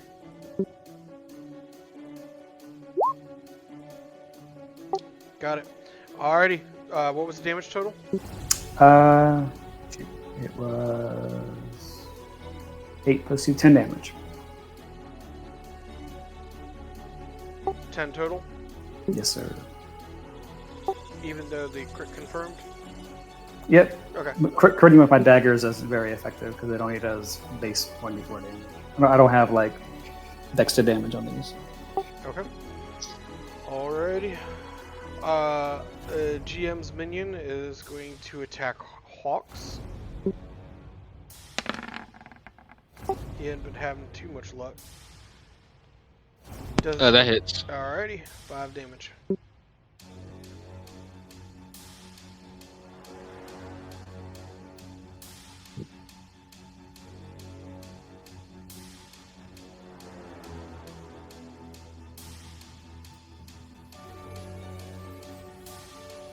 Ow.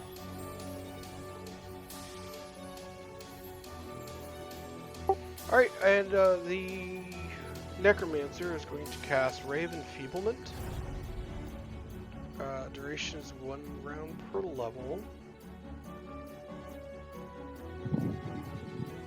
A ranged touch attack. Subject takes 1d6 of damage. So let me get that going here.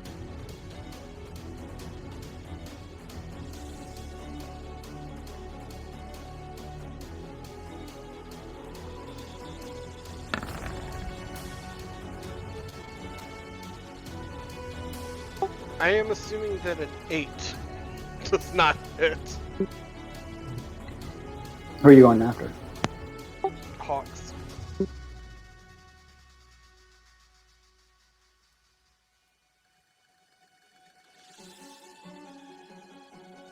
No, that doesn't. That misses. His thing to beat was 16. Right. Alright, that's gonna end Necromancer's turn. Wait, no, 13 was the thing to beat. That's Yeah, okay, touch. it still 13. failed. Mhm. Go ahead, Hawks. All right. I will swing on this guy.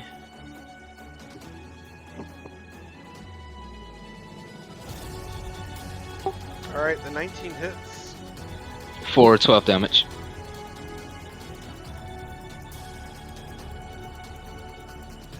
It's a solid hit. Mm-hmm. Alright, And I believe that's it for my chill touch. got it. Laguna, Okay. your turn. I'm gonna sort of step up to the Necromancer. I'm going to immolate myself. And I'm gonna try to bite him. Ooh, Some crazy ass wizard. does 14 beat as I say? A 14 does not beat his AC. Okay, that's fine. Alright, Echo, your turn. Go on double attack with the daggers again.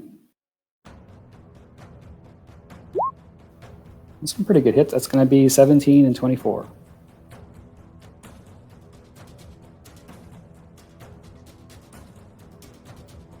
Both of them hit, and I need the reflex saving throw. Hawks, you attacked the bad guy, yeah? Yeah. I need the reflex saving throw from you as well on your weapon. Do I need 2 saves for the 2 daggers? Hawks, you passed. No, you do not. Okay.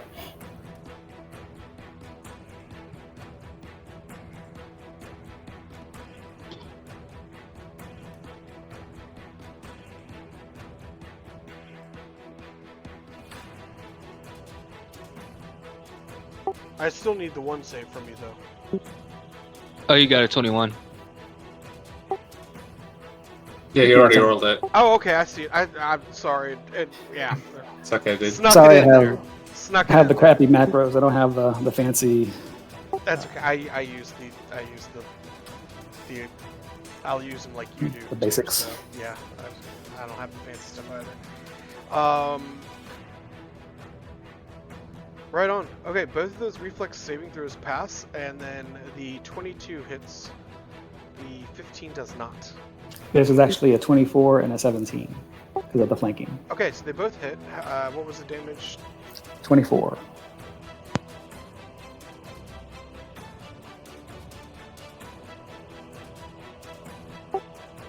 The creature dies. Woohoo! Let's go. Nice. Alright, does that end your turn? That is it. The bad guy takes a 5-foot step this way, tripping over the chair, and he's like, "No! Don't hurt me! Stop! No! Leave me alone!" Seeing that everything is, all his minions are dead, he starts trying to crawl away from the party to get away.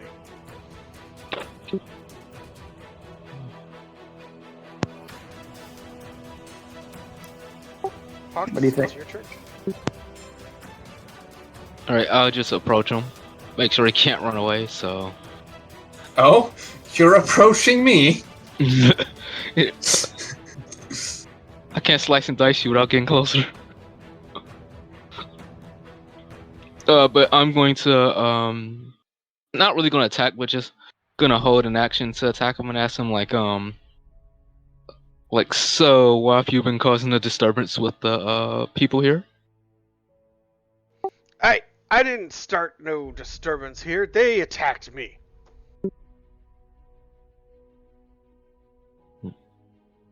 We were told that you were attacking the workers at the mill with these undead. No, the workers at the mill are trespassing on my property. All I did was ask them to leave with skeletons. They did not leave, they decided to fight, and that was their own choice.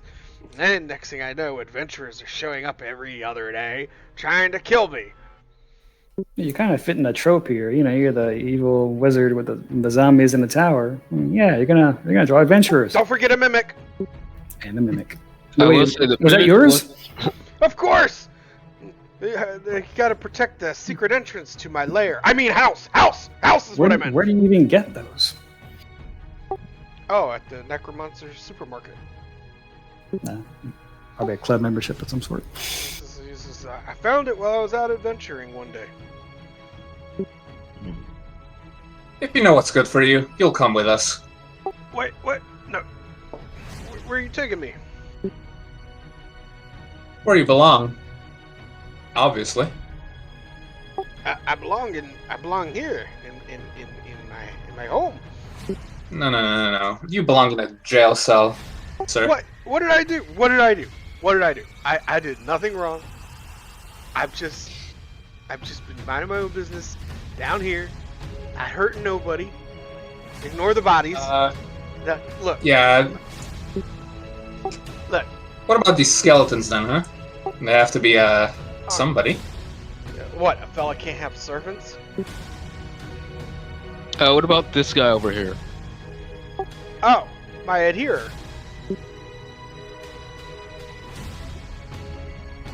Yeah, I found him at the same place I found the mimic, in this creepy old dungeon I found. So you just befriend them? How the hell do you do that? Well, man, Like, I got my ways. What, you like the undead whisperer or something? Yeah, I like that. I'm a coin. I like that. Do you do things with them? Things you shouldn't do? You should do seeing these? I mean, monsters? yeah, things you should or shouldn't do, the terms are relative. You know what I mean? I mean, it all depends on who your god is. I mean, you could be worshiping some. I don't know. I don't know what gods you guys worship or not. I'm just saying. Look, here's the deal. All right, right and wrong is all relative to who you're worshiping. All right, and I don't see why we all can't just leave each other alone and let us all worship whoever we want to worship. If I want to worship Despotor, then that should be my business. I just lean closer, I worship Senri, so we have a bit of a problem here. An impasse, if you will. Yeah, I would imagine so. Yeah, I could fix that for you. I got an extra disputatorial idol around here somewhere. We could get you signed on real quick and get you a real god instead of that cheap one that you got. I'm beginning to see that things won't work out between us, you know? So are we gonna let the townsfolk kill him, or do we want to do it here? I Echo, slide a hand check, please.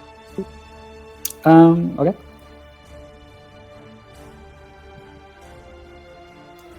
Best Nice. possible.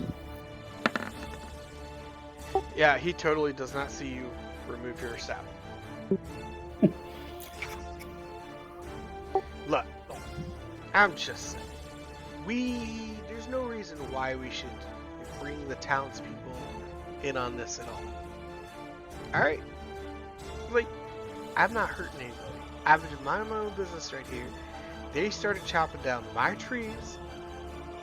What would you do? You can't go killing workers. They're trespassing! They screwed up your yard. It's not like that you can kill them for that. Why not? It's not proper. Have you tried talking to them first? Alright, look. You walk into the King's Royal Forest and start chopping down his trees. You think he's gonna hang you? I don't see a crown, buddy. There's no difference. This is my land. I do what I want on my land. Okay, well then we'll just settle this in town. I'm sure you have a deed or whatever they have for towers, and you can What's just... a deed? I'm guessing you don't have one. So, this is even in your land. What? I just Shame. told you this is my land. So you cleaned it after battle or something? I found it, and I made it mine, and it's mine. Okay, well, we found it, and now it's ours. So That's not how it works. That's It has totally to how be it nobody works. here first. That's And totally I how found it it, works. and there was nobody here first. You know what? Finders keepers. I found it first. It's mine. Well, now it seems like I've just found this place. I don't see anybody living here. It was just I full live of here. random It was just I full of live here. random undead.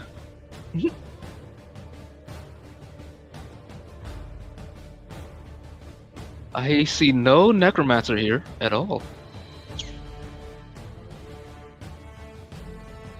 I think we should just. Shakes his head. I think this conversation is going to go in circles, and it's better if we just, take him to the town. They'll know what to do you with know him. what? Take me to the town. I think that's a great idea.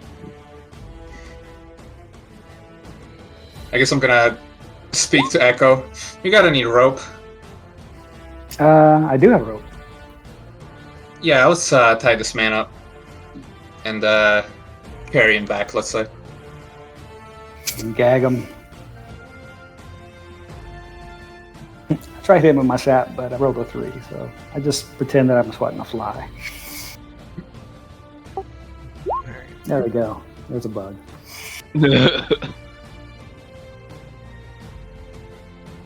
Yeah, I say we tie him up, gag him, and bring him to the town.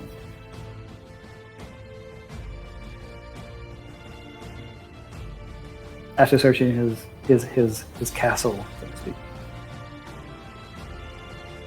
Alright. So, roll a perception check.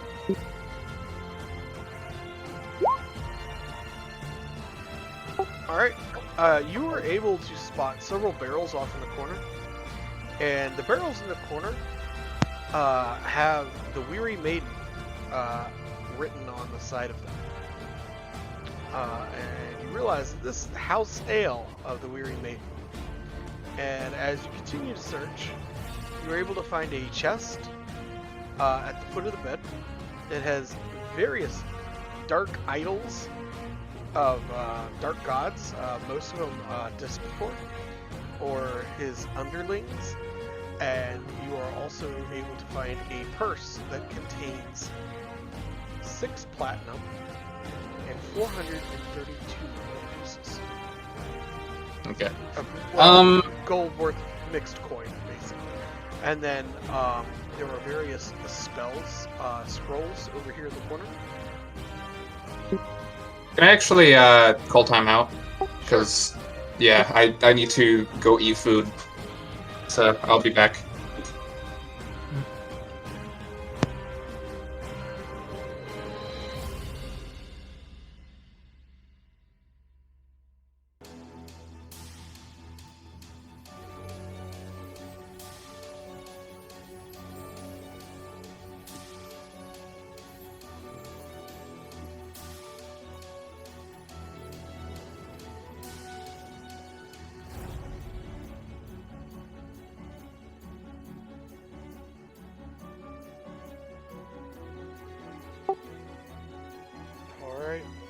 So, um,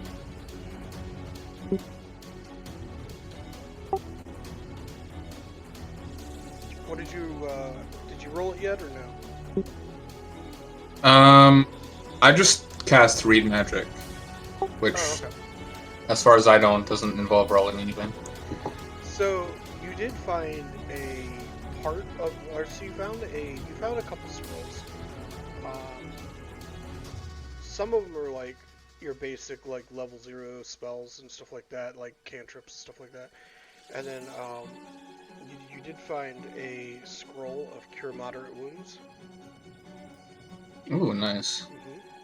And then you found part of a scroll that has been ripped.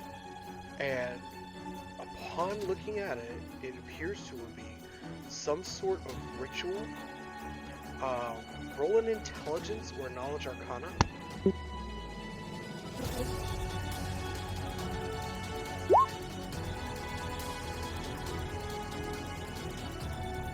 Okay, so you're not 100% sure, but you think that this is just the fragment of scroll that you found is part of a spell that requires 3 different people to cast.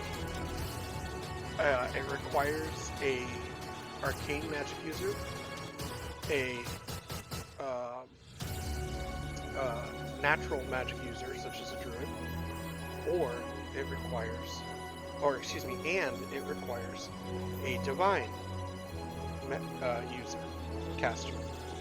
You're not sure, based on that roll, what it's supposed to do, but it's very complex, and it looks very powerful and costly, and you don't think that anybody you have met here has any idea, or has the ability to use the spell at all. There's not enough knowledge between you guys to figure it out.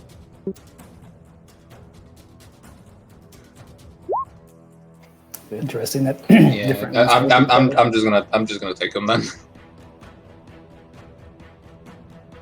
Sell it for cash. Well, it's more that I don't want Mr. Necromancer to have them. That's priority number 1 for me. I don't think he has enough friends to have a divine and a nature caster with him. He's just an asshole. So, divine was more of a placeholder term. You needed a religious caster. It could have been good where you 1 nature and 1 arcane. I assume the Necromancer is like a religious caster, right? Yes. Okay.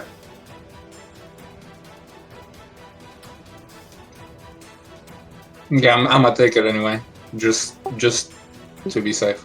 All right.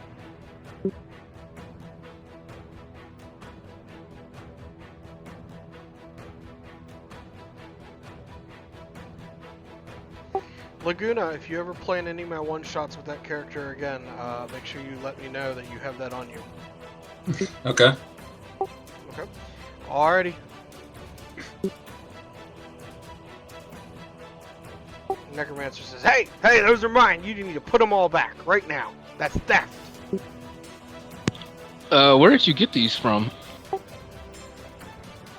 They're mine. Here, I'm gonna just take his spell book and try to cross-reference it with these spells, like his handwriting with the writings of the scrolls. All right. Roll a knowledge arcana.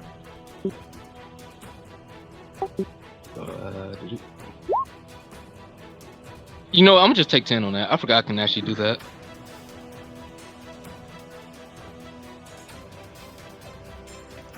With the taking of 10, how much is that total? 15. Okay. So the very first spell is how to make friends, and it's a there's a diagram on how to remove the flesh from the skeleton to prepare it for being made into skeleton things. You flip to the next page, and the next page says using your friends to their best advantage. and it's a command undead spell. I just like And it Hawk's just like, continues- Hawk's like, are you serious right now? It continues like that, and it's basically like a Necromancer 101 self-help book. You need sunlight, you know. As you get a little deeper into it and everything, you get to the final page, and the final page in the book, and Necromancer's like, "Put that down! Stop it! That's mine!" And as you get to the final page, it says, "How to raise a graveyard."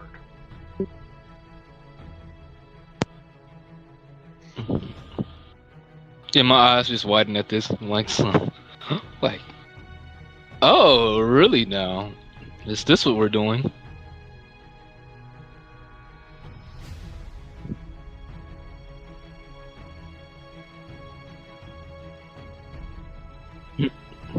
Yeah, I just basically just say, oh, really, is this what we're doing right now? He says, "Look, I wasn't gonna use that spell. I just have it there as a reference point. A reference for what? In case I need to stop somebody else from using it." He's gonna roll his bluff check.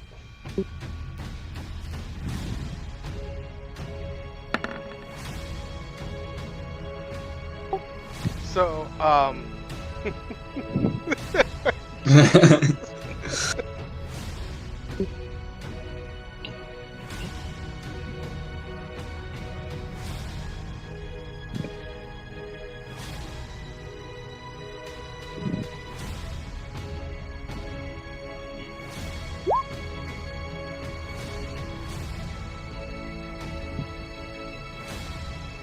Yes, Echo, this is exactly bullshit. Echo says, "I don't know magic, but I know bullshit."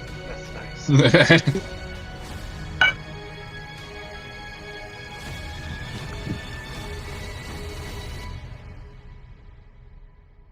Well, I guess the townspeople will see more uses for you than us. Whatever. Let's enter through the east side of town, though. Why the east? Alright, I don't want to go through the west. I don't think you get to make that decision, sir. Alright. Your funeral. Yeah, I'm gonna just pocket his spell book. Like, I don't really have a use for it, but neither does he at the moment.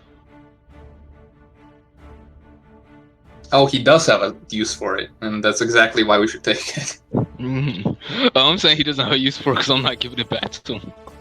Alright, you guys going to get him up the, are you guys going to head out, or are you going to stick around and look around some more? Might as well touch around, see if we missed anything. Roll a perception check.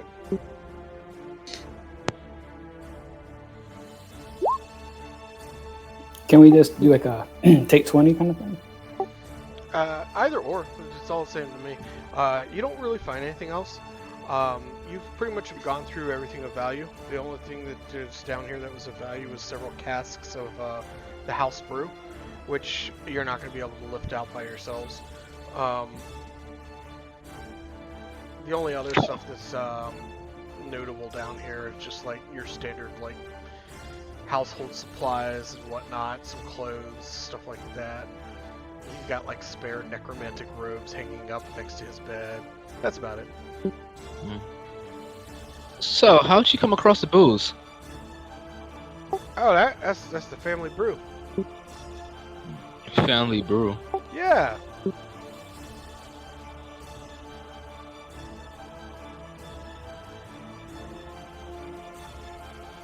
I'm just staring at him like. Yeah, you're pretty sure he's full of shit. You were at the Weary Maiden, and he has no resemblance whatsoever to Cookie. Yeah, I was actually thinking about like, wait, does he have some resemblance to him? Okay, I've got a wise guy over here.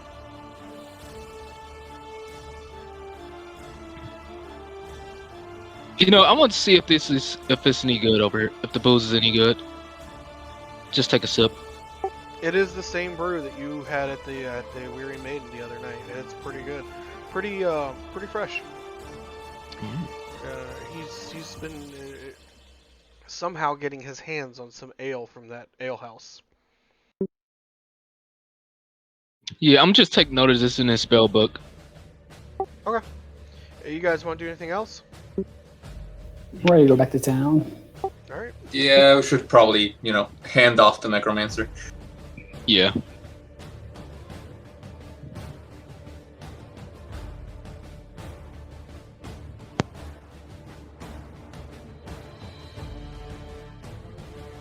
So the party, after, oh, he's tied up. I need a strength check to get him up the trap door.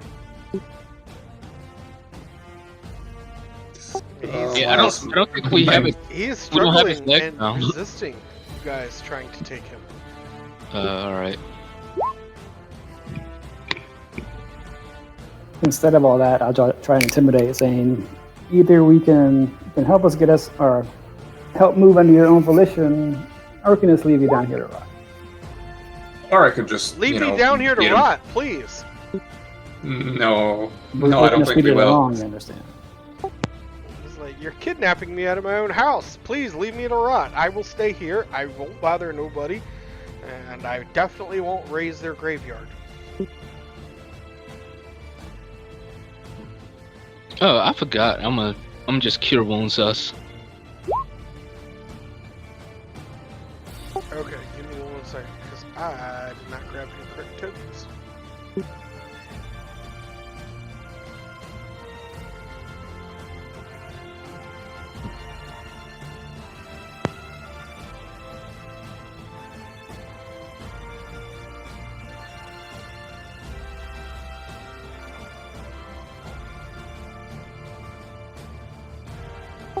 The 16 was enough, so Yeah, I figured.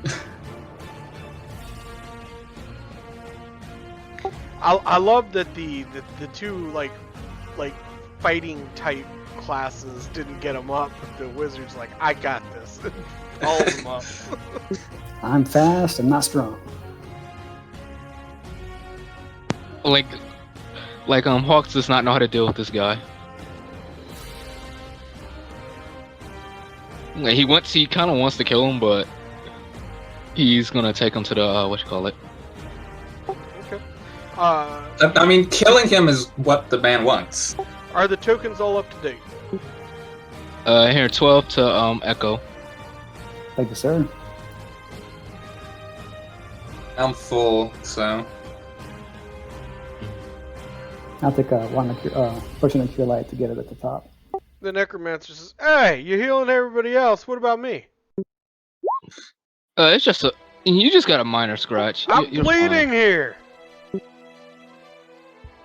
gonna Fine. bleed a lot worse if I'll just you take, don't I'll shut just up. take the look.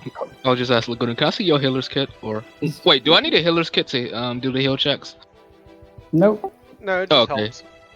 Why don't we just cauterize it? Like the I'll just whole slap a area. band-aid on it. Let's not cauterize nothing. I'll be alright. I'll just slap a band-aid on his arm, where he was cut. Alright. You're fine. Alright, so the party's traveling down the road. And while you're traveling down the road, the Necromancer's like trying to annoy the crap out of you. He's doing everything in his power to be annoying. He starts singing the song that never ends. He starts telling you guys a little ditty about like how what happened one day at necromantic school.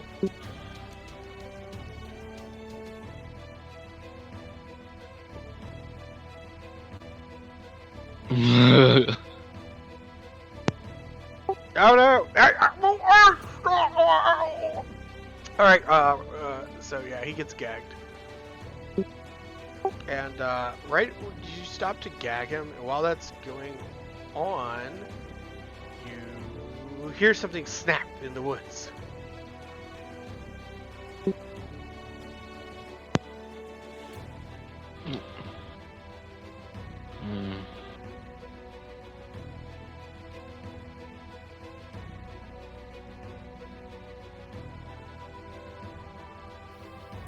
At this point, I will trip the Necromancer so he falls on the ground so he can do what we need to do without having to worry about him. Alright. Ow! But gagged. Alright. Does the twig snapping come from the side of the road or up ahead? It comes from up ahead. Alright. Echo's going to go up there stealthily for what it's worth. Alright, give me a stealth check. How's a girl? He's the sneakiest of sneaks. Here, you should be topped off, Echo. Alright. That 9 was for you as well. Oh, okay. Sorry. Appreciate it.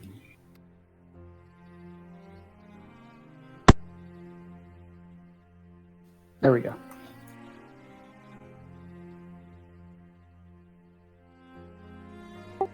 Alright, roll a perception check.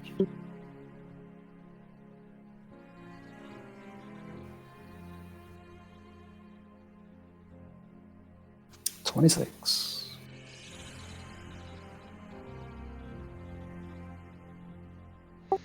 Alright, you are able to spot some lizard folk hiding in the trees, getting ready to ambush you guys.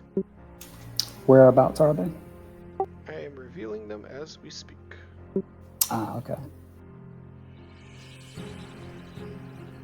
I'll just go back towards the group and try to quietly let them know that there are lizard folk in the trees.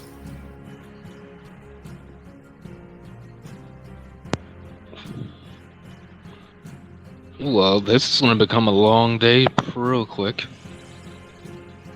We can have the Necromancer walk first.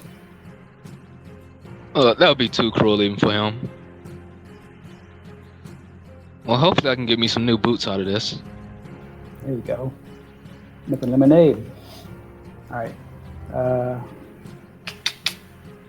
Are they? Did I see them in the trees or just behind trees? They are behind trees. Okay. Then I'm going to, and this is like pretty much heavy growth around here. Yes. Okay. I'm going to try to sneak up on a couple of them over here. Alright, you're already stealthed and you already succeeded on that, so you can position yourself however you want.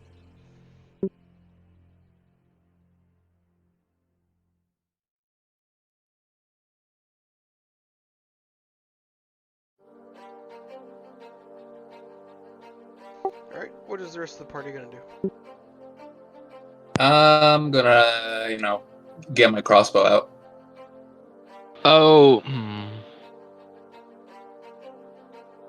I'll like sheath my sword, my scimitar, and just pull out a short bow, and then just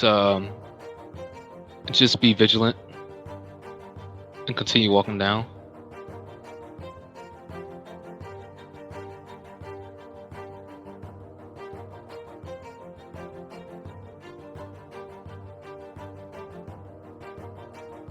Like, my character has terrible stealth.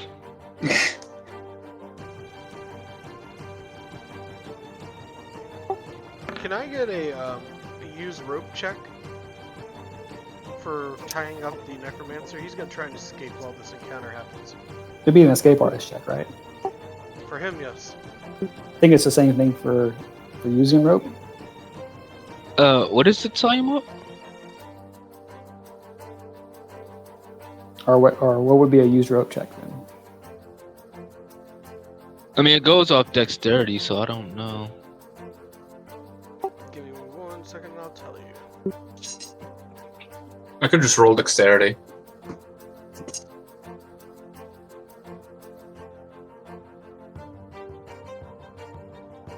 I could also use aid another on the rope tying to make it a little extra good. Alright, so in this game, because I'm getting 3.5 and everything confused here.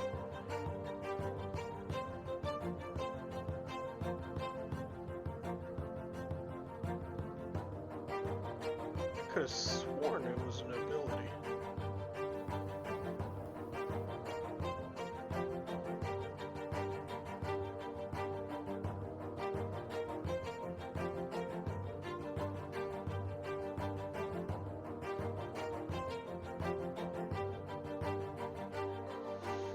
I'm gonna go rope tying is gonna be probably a survival skill in lieu of anything else.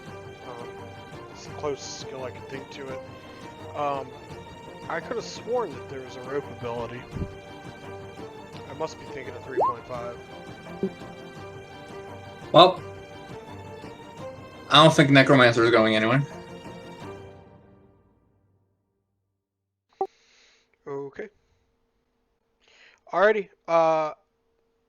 So I tell you what. As you approach Hawks, the lizards are going to go ahead and throw a javelin at you. So let's go ahead and get initiative going.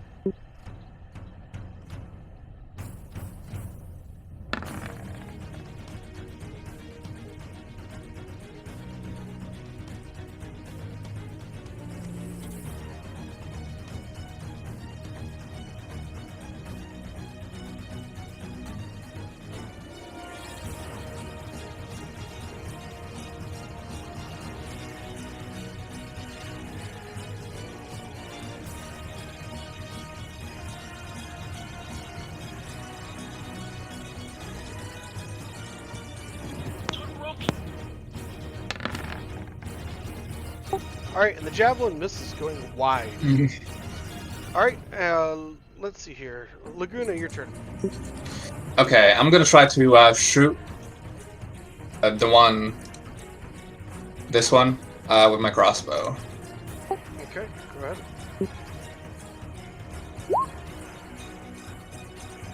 I assume 13 is not a hit. The 13 does not hit. Okay then.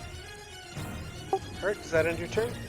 Yeah, I'm just gonna keep an eye out for the Necromancer for now. Alright, Hawks, your turn.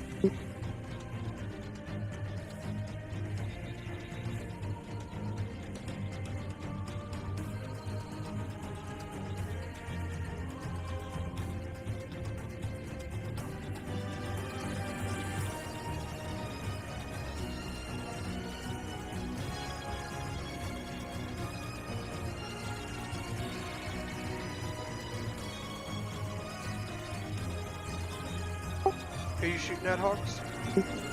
Oh, I forgot to mute myself. I was shooting at this guy. Okay. For 22, 22 is going to hit for 4 piercing. Alright. It'll be 18 because I don't have precise shot. And then that'd be my turn. Okay. Alrighty. Echo, your turn.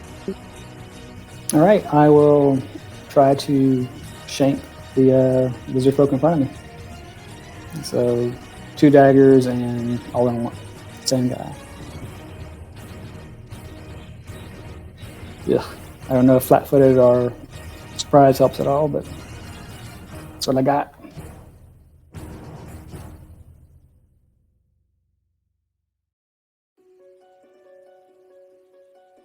Okay, sadly those do not hit. Okay. Alright, and the lizard folk are going to attack you. Okay.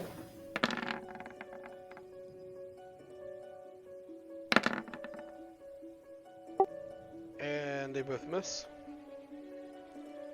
And these 2 lizard folk down here are going to attack Hawks.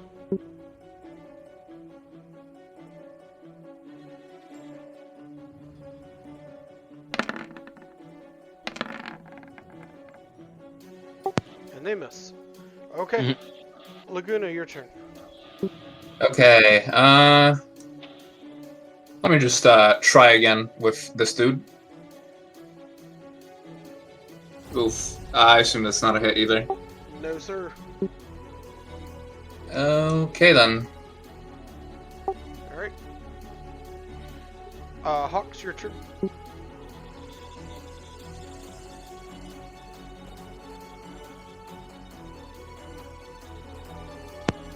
Just shoot this guy for 2 again.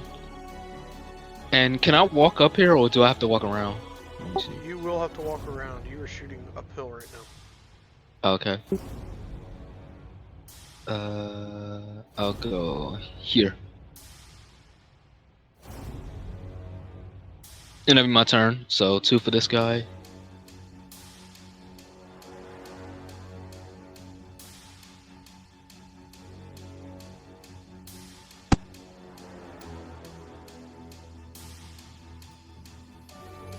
Alright, Echo. All right, I drop the 2 daggers, quick draw the rapier, and take a swing at the one in front of me. Woohoo! Try to confirm. Does a 15 confirm? It does not. Okay. 12 damage from the rapier. He dies. Woohoo! That'll work too. Alright. Alright, the other lizard folk, he's gonna take a swing at you. Does the 18 hit? That will hit. Okay. These two should've got lizard that folk buckler. are gonna take a turn climbing down.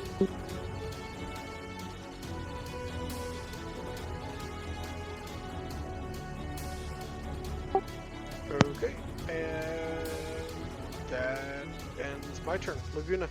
All right, I'm 5 foot step just to get a little closer, and I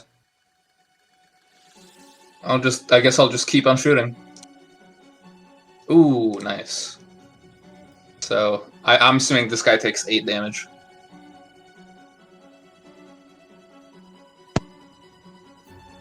Sure did. Okay. Alright, Hawks, your turn. I'll try to shoot the same guy again.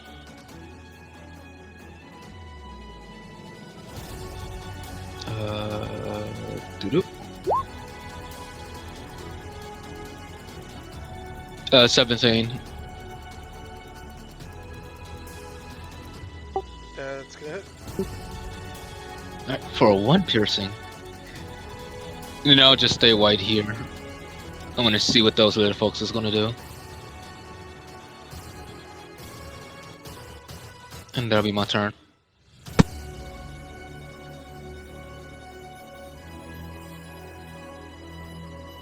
Alrighty.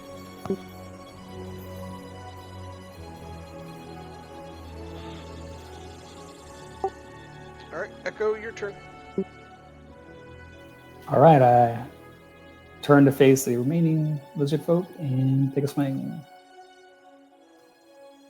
I'm really liking Nice. this. He's dead. This Go ahead crit and roll range it. is nice. Yeah, I was gonna say, go ahead and roll it just to see if you got the crit. Yeah. Oh, it was Let's fucking go. right into the throat. Just he's dead. I yell out, boots. You got so many crits today. 20s have been pretty hot, or at least on the rapier, that crit range has been working out pretty well. Should have gone swashbuckler. Alright, that's gonna end my lizard folks' turn because they are out of javelins. Laguna, your turn. Okay. Next, I'm gonna shoot this guy.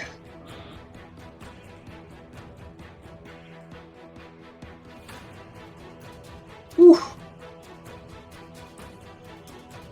Nice. I'm guessing nice. a 13 isn't a confirm, but he does take 1 damage. Yeah.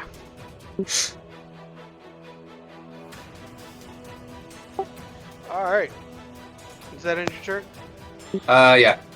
Hawks, go ahead. I'll move over here while drawing my my scimitar or cutlass and then strike this guy. Alright, go ahead and roll the damage, or excuse me, roll the attack. Oof, I miss. Nah, sorry, buddy. Alright, Echo, your turn. Did any of these guys have javelins of their own? There is a javelin up there if you want to use it. I'll grab it and then stealth over to here. This is like a ledge, right? It is. Okay. And I'll try to stealth. Ugh. I think I'll break a few branches while I'm trying it. Yeah, it's you trying and everything. You trip over one of the lizard bodies and you break a branch on the way down. But I think picking up the weapon was a move and then move over here, so I'm thankfully fine. alright. Alrighty. Does that end your turn, yes? Yeah. Okay. My lizard folk are going to attack Hawks.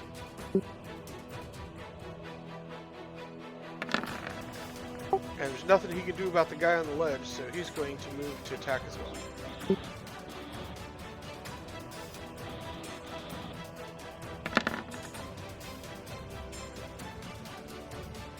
Ooh. Oh no. Oh no. It's only 2 damage anyway. 2 damage. Nice.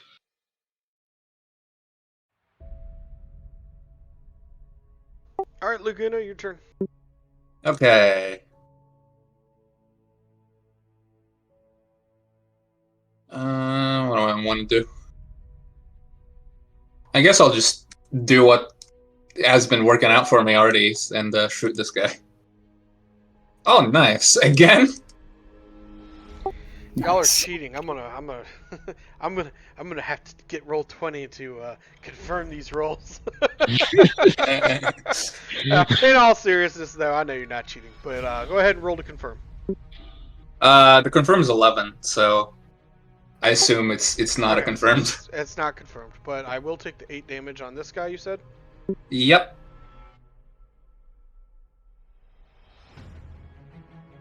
All right. Let's go with Hawk's turn. I'll step here and spell combat arcane mark.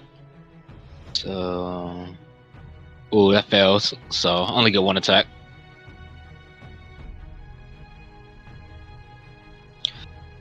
That does not confirm, but 25 for 7 damage. Nice. All right. Echo. All right, I will throw a javelin at this fella.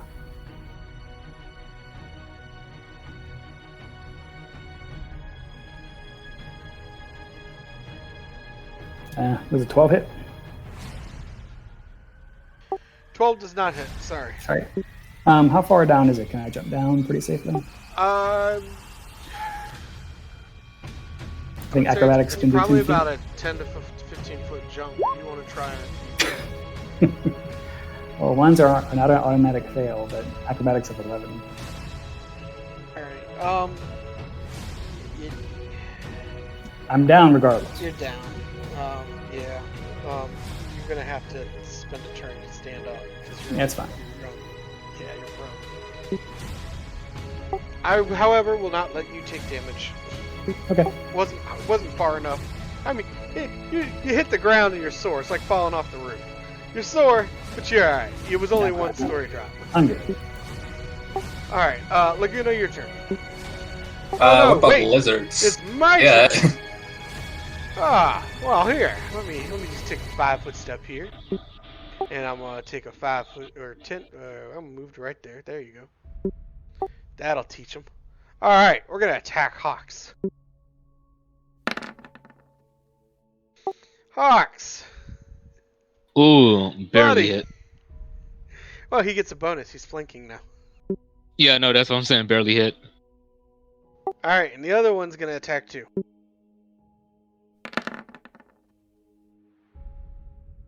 Oof. All right. So 7 damage. Laguna, your turn. Okay. I'm gonna do what has worked for me so far, and attempt to shoot this guy. I assume a 15 does not hit. A 15 misses. Sorry. That's fine. In that case, I'm move up a little, and that'll be my turn. All right. Oh, Uh-oh. Uh-oh. Was that rhythm? yeah, there was a bot. Oh, that cheap bot. I'll was spell combat. I'll attempt to spell unacceptable. combat again.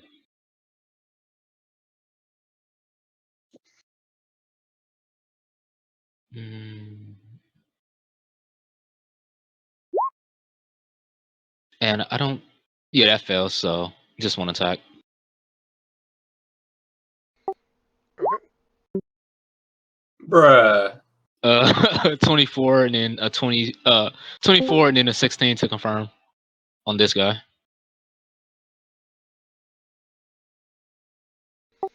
Okay. So that confirms. He's dead. All right. And I'll go here. I don't think I can do. Nah, my acrobatics is gonna be shit. I think I'll take an attack of op. And then move around here.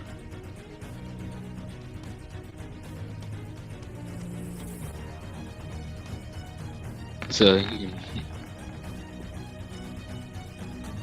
Ooh, that hit. Ow.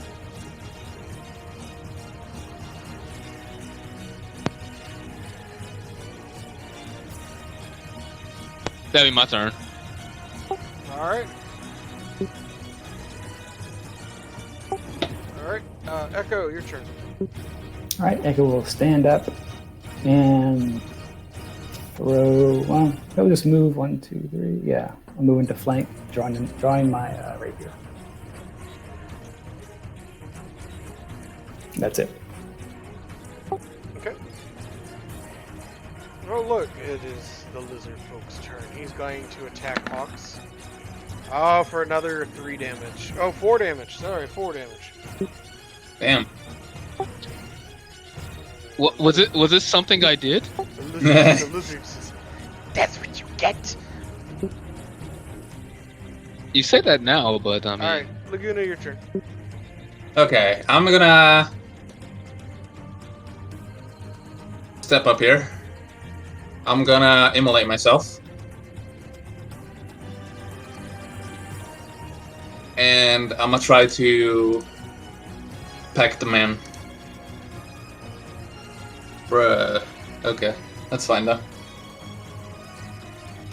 Alright, Hawks, your turn. all right. Should probably step away from me. Just to hit hot tip. Yeah, I'm a spell combat again, so yeah, it works with arcane marks. So 1, 2, and I think I missed both. Shame. Step right here. Okay.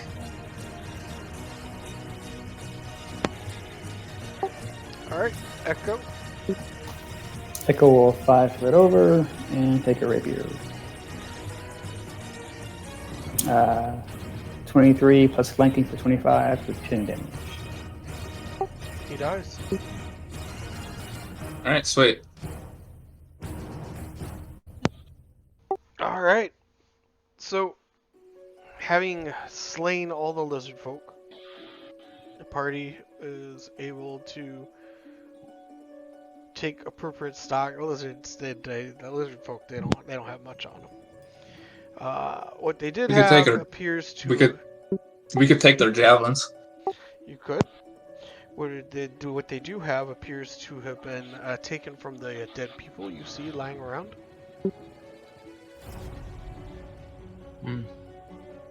I see why he didn't want to go in this direction, but You hear the muffled from the Necromancer. you guys hear anything? I'll Mine just just sucks. yeah, I'll just attend to the Necromancer for now. Oh, cure wounds myself 2 times. Alright. So, and because of Faith Island, it boosts up. So that will be 16 total. Right on. Now let's just stand this guy on his feet and take him to town.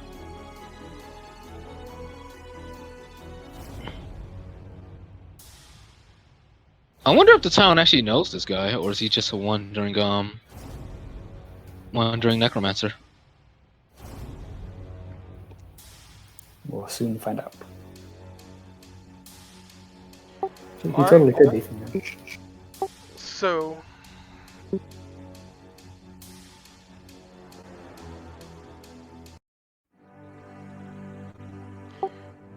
the party arrives back at the town, back at the tavern actually, which is on the outskirts of the town.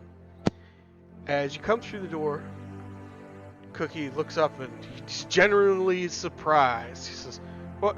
You made it back?" Well, we said we would. Did you think we wouldn't?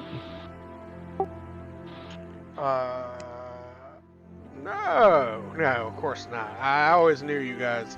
You looked very capable from the moment you walked in the door. Let me get you a drink. What do you have? What is that? What do you have there? What are you dragging in?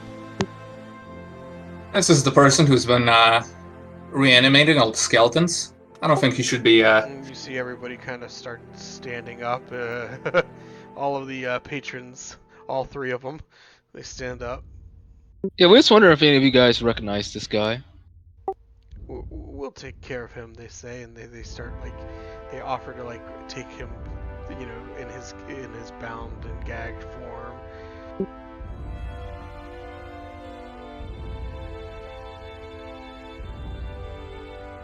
You see the necromancer sitting there shaking his head no. He's like.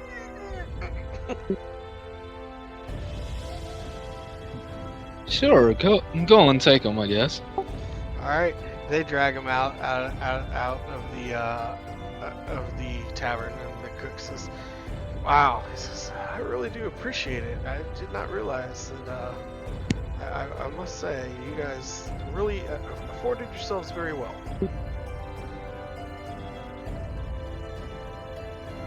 You're really welcome. Well, goodness gracious.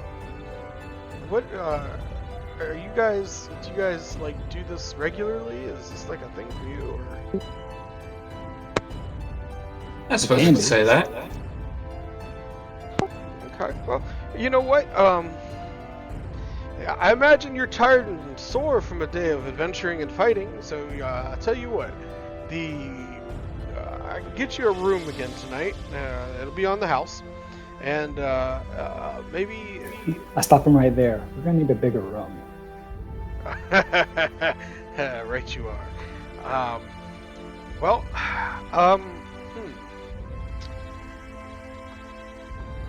I've only got the 3 rooms. 2 of them are rented, but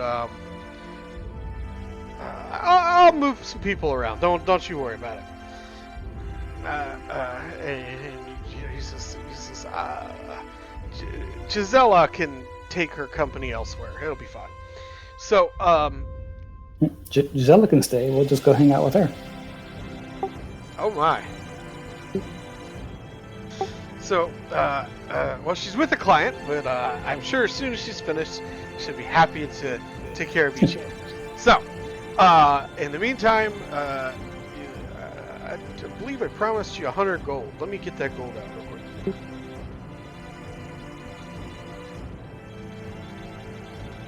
He reaches into the bar and pulls out a little thing of coin and puts it up on the bar. He says, "Here you go," and he pushes it towards you.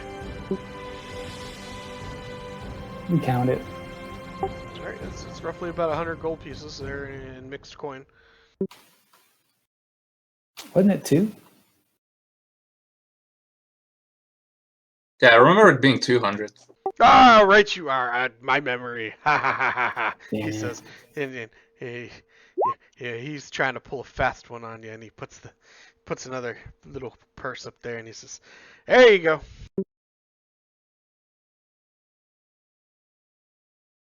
I guess we'll split it equally again, so it's 66.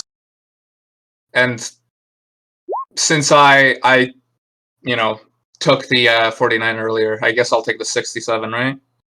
If that's okay with you guys? It seems only fair. Yeah, that seems only fair. In fact, I'll give you my share of this because it was your Cure Light Wounds wand, right? No. Who was Cure Light Wounds? Hawks? Yeah, I have the wand of Cure Light Wounds. Okay. I'll give my share to whoever had the Cure Light Wounds. Oh, thanks. You shouldn't have. You.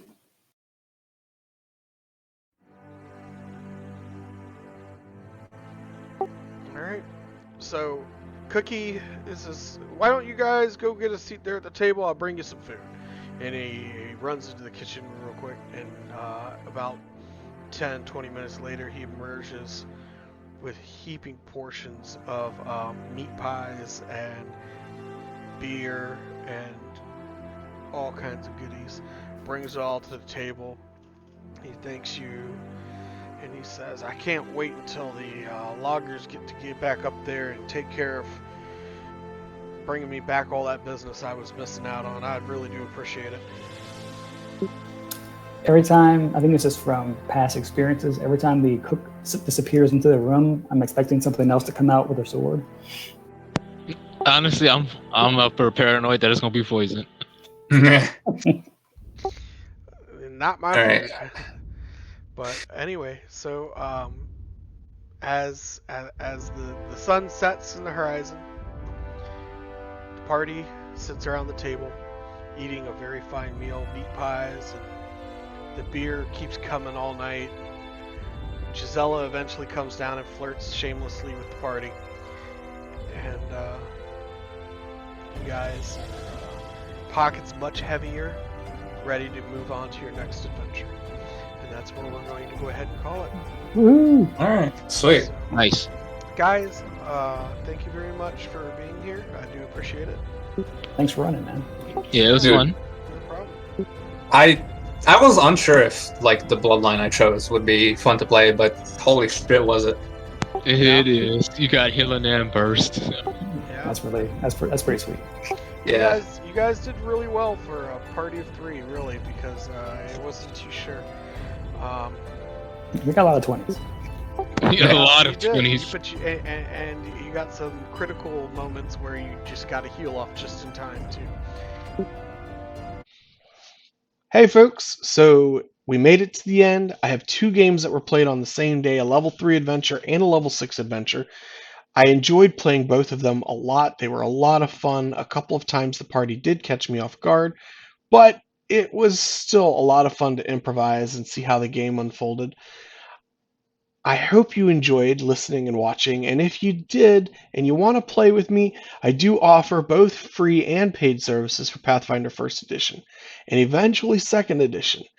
To catch a free game, you're going to have to watch out for them in my Discord and or YouTube, Twitch. I do occasionally announce when I'm doing them. If you would like to hire me as a GM, you can find that link in the description below. I do also have a host of other games I play that have nothing to do with Pathfinder, but are fun, so I want to share them as well. Don't forget, you can help out Blackbeard's Crew Incorporated. They need your support to maintain and repair their equipment. So if you can help out, click the link in the description below. Remember to take care and be excellent to each other.